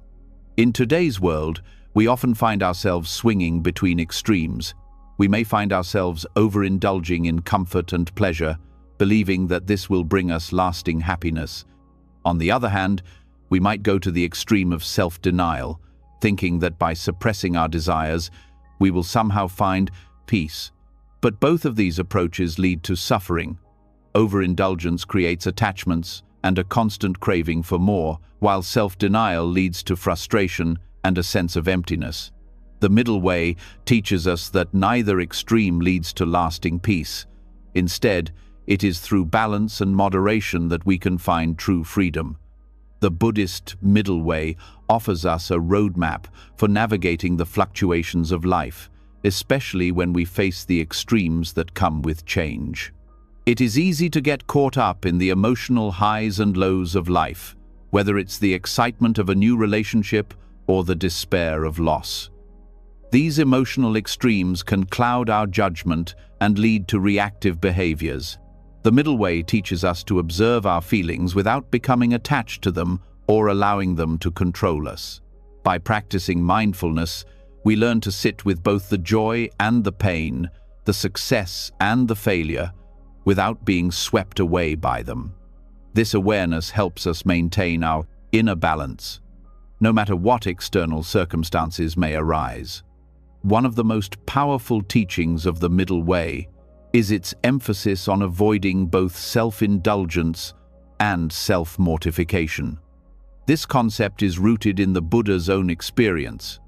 Before his enlightenment, he tried both extremes, a life of luxury and indulgence as a prince, and a life of extreme self-denial as an ascetic, neither path brought him lasting peace or understanding.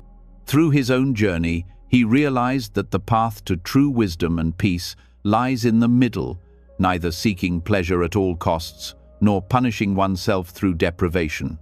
In the middle way, we find the space to live in harmony with ourselves and the world around us, without falling into the traps of excess or deficiency. This balanced approach also extends to how we engage with the world. In a society that often pushes us to either fully embrace or fully reject certain ideas, behaviors, or emotions, the middle way offers us a more mindful path. It asks us not to react impulsively, but to consider the greater context of each situation. Whether it's a difficult conversation, a stressful situation at work, or a conflict with a loved one, the middle way encourages us to find a response that reflects wisdom and compassion, rather than a reaction born from fear, attachment, or aversion. In this way, we navigate change with more clarity and less emotional turbulence. The middle way also guides us in how we respond to our desires. Our desires are often at the root of our suffering. When we chase after external things, hoping they will bring us lasting happiness, we are constantly disappointed.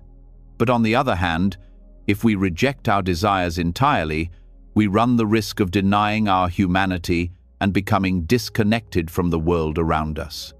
The middle way teaches us that we don't need to reject or deny our desires, but rather to approach them with awareness and moderation. When we are mindful of our desires, we can make choices that are in alignment with our deeper values, rather than being driven by impulsive cravings. This balanced approach allows us to live more authentically and peacefully, without being controlled by the endless cycle of desire and dissatisfaction. Similarly, the middle way can help us navigate the fluctuations of our thoughts and emotions. We all experience moments of intense emotion, whether it's happiness, anger, sadness, or fear. When we allow ourselves to become consumed by these emotions, we are pulled into extremes. However, the middle way teaches us to observe these emotions without identifying with them. By practicing mindfulness, we can notice the rise and fall of our feelings without getting swept away by them. This awareness allows us to respond with greater wisdom and compassion, rather than reacting out of habit or impulse. In this way, the middle way helps us cultivate emotional balance and resilience, even in the face of life's challenges. The Buddhist middle way also emphasizes the importance of moderation in our actions. Whether it's our work, our relationships, or our personal goals, it's easy to swing between extremes of overworking ourselves or neglecting our responsibilities. We might push ourselves to exhaustion in pursuit of success, or we might avoid effort altogether, hoping that things will work out on their own. The middle way teaches us to find a balanced approach, where we apply ourselves fully to our tasks without becoming consumed by them. This moderation leads to greater peace and productivity, as we are no longer caught in the extremes of overexertion or procrastination. One of the most profound aspects of the middle way is its ability to bring us into alignment with our true nature. When we live in extremes, we disconnect from who we truly are. We lose touch with our deeper values and our sense of purpose. But by practicing the middle way, we begin to see more clearly. We learn to align our actions with our values, to act with compassion, and to move through life with a sense of inner peace. This alignment creates a deeper sense of meaning and fulfillment, as we no longer feel pulled in conflicting directions. The middle way helps us find a steady, balanced path that reflects our true self and purpose. The middle way is not about perfection, it's about balance and awareness. It's about recognizing that we don't need to escape the fluctuations of life, but rather we can meet them with mindfulness and presence. By avoiding extremes and cultivating moderation in our thoughts, actions, and emotions, we develop the resilience and clarity to navigate the inevitable changes and challenges that life presents. The middle way offers us a way to experience life with greater peace, knowing that change is a natural and necessary part of the journey. Incorporating the middle way into our daily lives transforms the way we approach everything from the small decisions we make to the larger challenges we face. It encourages us to live more consciously, to respond with wisdom and compassion, and to find balance in all aspects of life. By embracing the middle way, we can move through life's changes with greater ease, finding peace and wisdom in the process. As we've explored the middle way and how balance brings clarity and peace in the face of life's ever-changing nature, we now turn our attention to a powerful yet often misunderstood aspect of change: disruption. Disruption can be jarring, unsettling, and even terrifying at times. But Buddhism offers us a transformative perspective. It shows us that chaos, while difficult, can be the very catalyst for spiritual awakening and personal growth. Instead of seeing disruption as a negative force to avoid, Buddhism teaches us to embrace it, recognizing that it's often through the greatest upheavals that we are able to step into new, more authentic paths. Disruption is an undeniable part of life. Whether it comes in the form of an unexpected crisis, the breakdown of a long-held belief, or the unraveling of our plans, it has a way of shaking us to our core. At first, it can feel like the world is falling apart, as if the very foundation upon which we've built our lives is crumbling. We often resist this kind of change, grasping for the familiar, hoping that things will return to how they were. But in Buddhist teachings, disruption is not something to resist. It is an opportunity to transform, to shed old skins, and to rise anew. It is a signal that we are ready to evolve. In Buddhism, the concept of dukkha, or suffering, is central. But suffering is not something that simply happens to us. It is a result of our attachment to things, our resistance to change, and our desire for permanence in a world that is constantly shifting. Disruption exposes the fragility of these attachments, forcing us to confront the truth that nothing in life is guaranteed. When we are willing to face this discomfort, we can experience it not as suffering, but as a powerful teacher, one that shows us what needs to change, what needs to be let go of, and what needs to be embraced. The Buddhist path encourages us to see disruption as a mirror that reflects the truth of our lives. When the familiar is taken away, when the structures we've built begin to collapse, we are left with ourselves. It is in these moments of disruption that we are called to go inward, to examine what we've been holding on to, and to ask ourselves whether these attachments are still serving us. In this way, chaos becomes an invitation to let go of false identities, unhealthy patterns, and outdated beliefs that no longer align with who we are becoming. Instead of resisting disruption, we can use it as a tool for self-reflection and spiritual awakening. This perspective on disruption transforms the way we experience life's challenges. We begin to understand that these moments of upheaval are not obstacles to our peace, but opportunities for growth.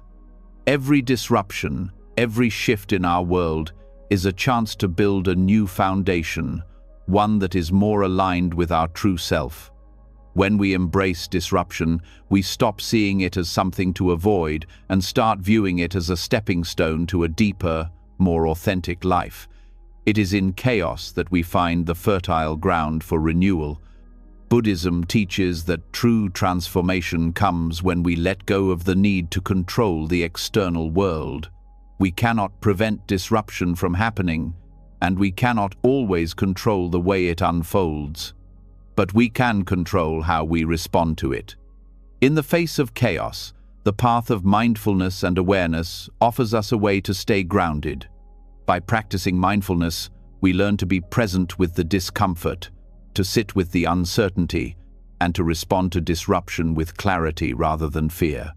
This inner stillness amidst chaos is what allows us to navigate even the most turbulent times with grace and wisdom.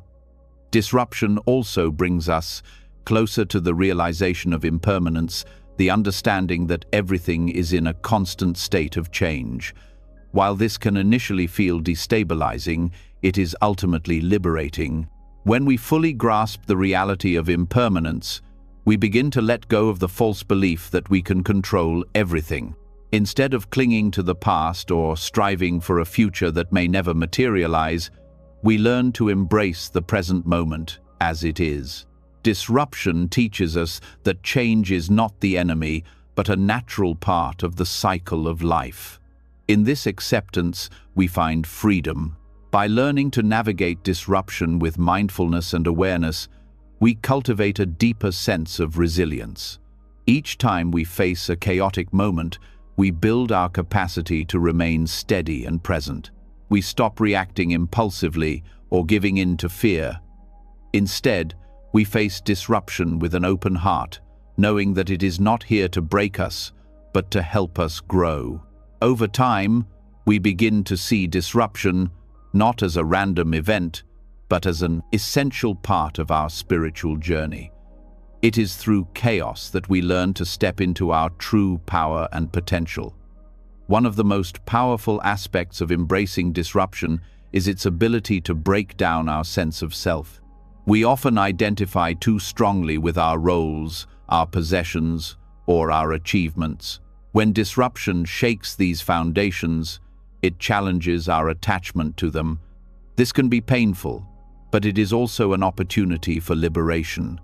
By letting go of these external identifiers, we are free to reconnect with our deeper sense of self, one that is not defined by circumstances, possessions, or accomplishments. This process of shedding old identities is uncomfortable, but it is essential for spiritual growth. Buddhism encourages us to approach disruption with equanimity, the ability to remain calm and balanced no matter what happens. This does not mean we suppress our emotions or deny our feelings. Equanimity is about being present with all of our experiences, whether joy or pain, without letting them overwhelm us. When we cultivate equanimity, we are able to ride the waves of disruption without being tossed around by them. We learn to meet life's fluctuations with acceptance and mindfulness, knowing that both the highs and the lows are temporary and part of the ever-unfolding process of change. As we embrace disruption, we also develop a deeper sense of compassion.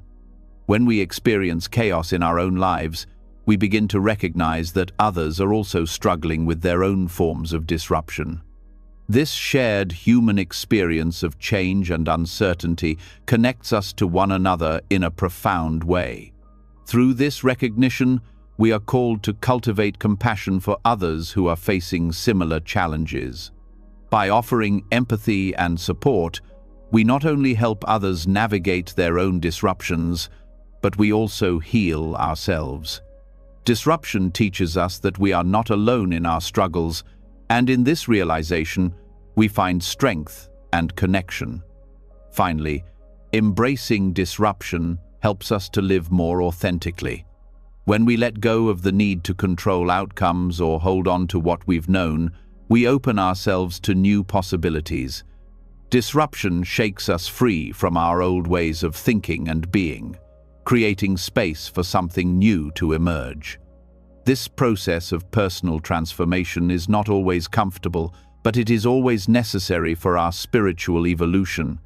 By accepting disruption as a natural and necessary part of life, we allow ourselves to evolve, to grow, and to step into new paths that reflect who we truly are. In the end, the transformative power of disruption lies in its ability to wake us up to the impermanent, interconnected nature of life. It teaches us that change, while often uncomfortable, is not something to be feared, but something to be embraced. By navigating disruption with mindfulness, compassion, and acceptance, we can transform life's most chaotic moments into opportunities for spiritual awakening and personal growth. Disruption, in all its forms, becomes a powerful catalyst for transformation, one that frees us from our attachments, our fears, and our illusions, guiding us toward a deeper understanding of ourselves and the world around us. As we've seen, the transformative power of disruption invites us to embrace the chaos of life as an opportunity for growth, self-reflection, and spiritual awakening. Disruption teaches us that change, though often unsettling, is a natural part of the cycle of existence. In this light, another truth emerges, one that is as inevitable as change itself: mortality. Death, though it can evoke fear or discomfort, is a fundamental part of the human experience. Yet, in Buddhism, the awareness of mortality is not something to avoid, it is something to embrace fully. It is through this radical acceptance of death that we can begin to live with greater clarity, purpose, and acceptance. Buddhism offers us a profound perspective on mortality, urging us not to shy away from the reality of death, but to use it as a guide for living. When we confront the truth that our time is limited, we are more likely to live with intention. The awareness of mortality helps us recognize the preciousness of each moment, the fleeting nature of our experiences, and the importance of aligning our actions with our deepest values. In this way, death becomes a teacher, not an enemy. The Buddhist approach to mortality encourages us to let go of our fear of death. Fear of death often arises from our attachment to the idea of permanence. We fear that we will lose what we have, that everything we hold dear will come to an end. But Buddhism teaches that attachment itself is the source of suffering. When we cling to the idea that life should remain unchanged, we create tension and fear within ourselves. By accepting the reality of impermanence of both life and death, we free ourselves from this fear. Death is not something to resist, but something to understand and accept as part of the natural cycle of existence. This awareness of death also helps us to confront our attachments and illusions. So often, we define ourselves by external factors: our possessions, our relationships, our achievements. We believe that these things are permanent, or at least that they will remain stable long enough to bring us happiness. However, when we bring the awareness of mortality into our lives, we are reminded that nothing is permanent. Our possessions will fade, our relationships will change, and our own bodies will grow older and eventually pass away. This recognition shifts our focus away from external markers of success or stability and turns our attention inward. We begin to understand that true peace and fulfillment come not from clinging to things, but from cultivating inner peace, wisdom, and compassion. Buddhism teaches that death is not the end, but a continuation of the cycle of life. This belief in samsara, the cycle of birth, death, and rebirth, helps us view death not as a final termination, but as part of an ongoing process of transformation. When we accept death as a natural part of life's flow, we stop seeing it as something to fear or resist. Instead, we see it as a necessary step in the journey of existence, one that allows for renewal and growth. Death becomes a part of the natural rhythm of life, and in this acceptance, we find peace. One of the most profound aspects of Buddhist teachings on mortality is the practice of mindfulness of death. By contemplating our mortality, we are reminded to live with awareness. Each moment becomes more precious because we know it is fleeting. Instead of postponing our dreams or waiting for the right time to act, we are encouraged to live fully in the present. The awareness of death helps us focus on what truly matters: our relationships, our growth, and our contributions to the world. It helps us recognize that life is not a dress rehearsal, but the only opportunity we have to make a difference, to live authentically, and to cultivate love and compassion. The awareness of mortality also brings with it a sense of urgency, not in the sense of panic or rush, but in the sense of recognizing the impermanence of all things. We begin to ask ourselves, What is the legacy we want to leave? What kind of person do we want to be? How do we want to spend our time?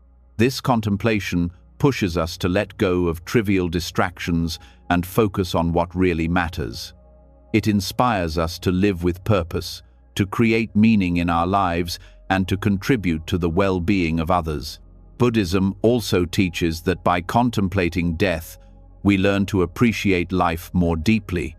It helps us to focus on the present moment, rather than being preoccupied with the past or the future. When we are mindful of the fact that our time is limited, we begin to savor life more fully.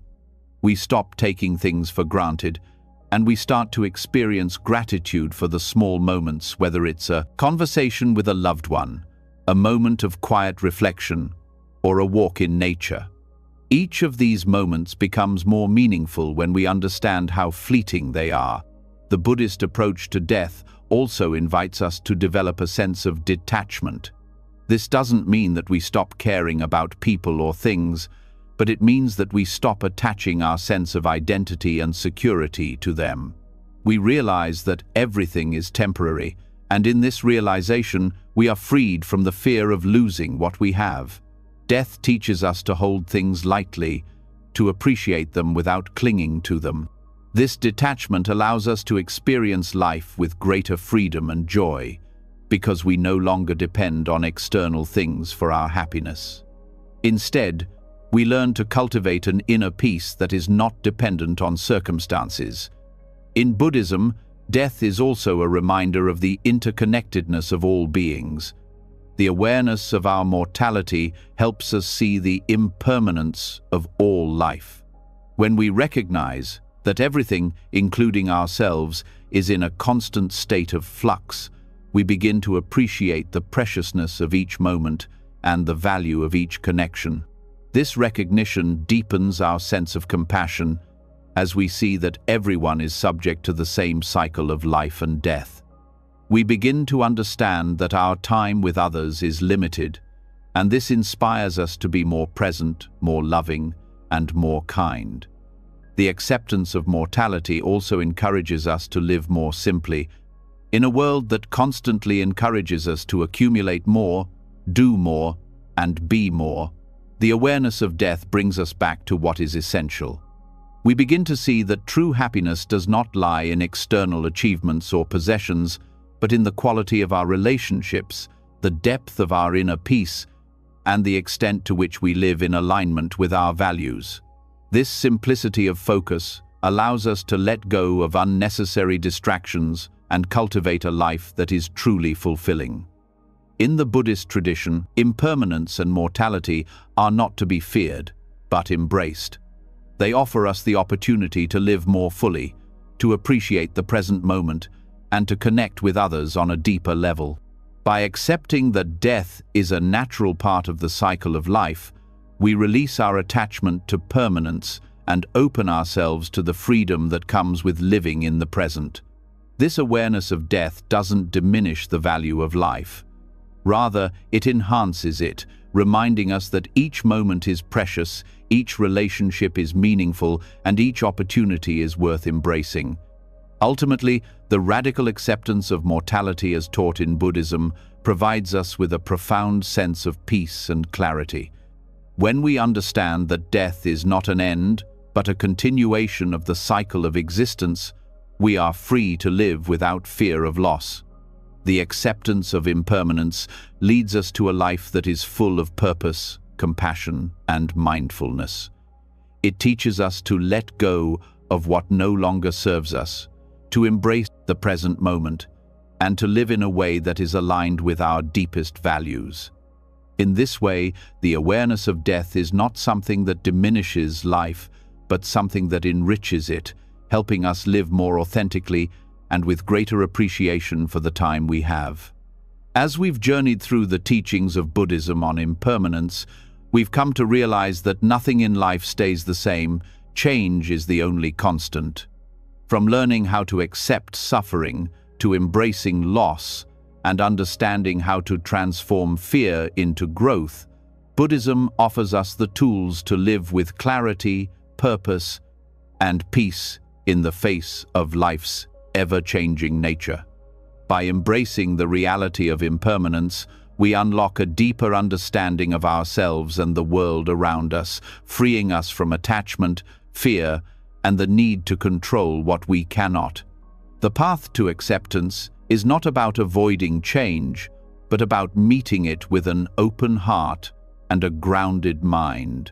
Whether through mindfulness, compassion, or the deep recognition that all things, including our struggles and joys, are temporary, Buddhism teaches us to flow with life's changes rather than resisting them.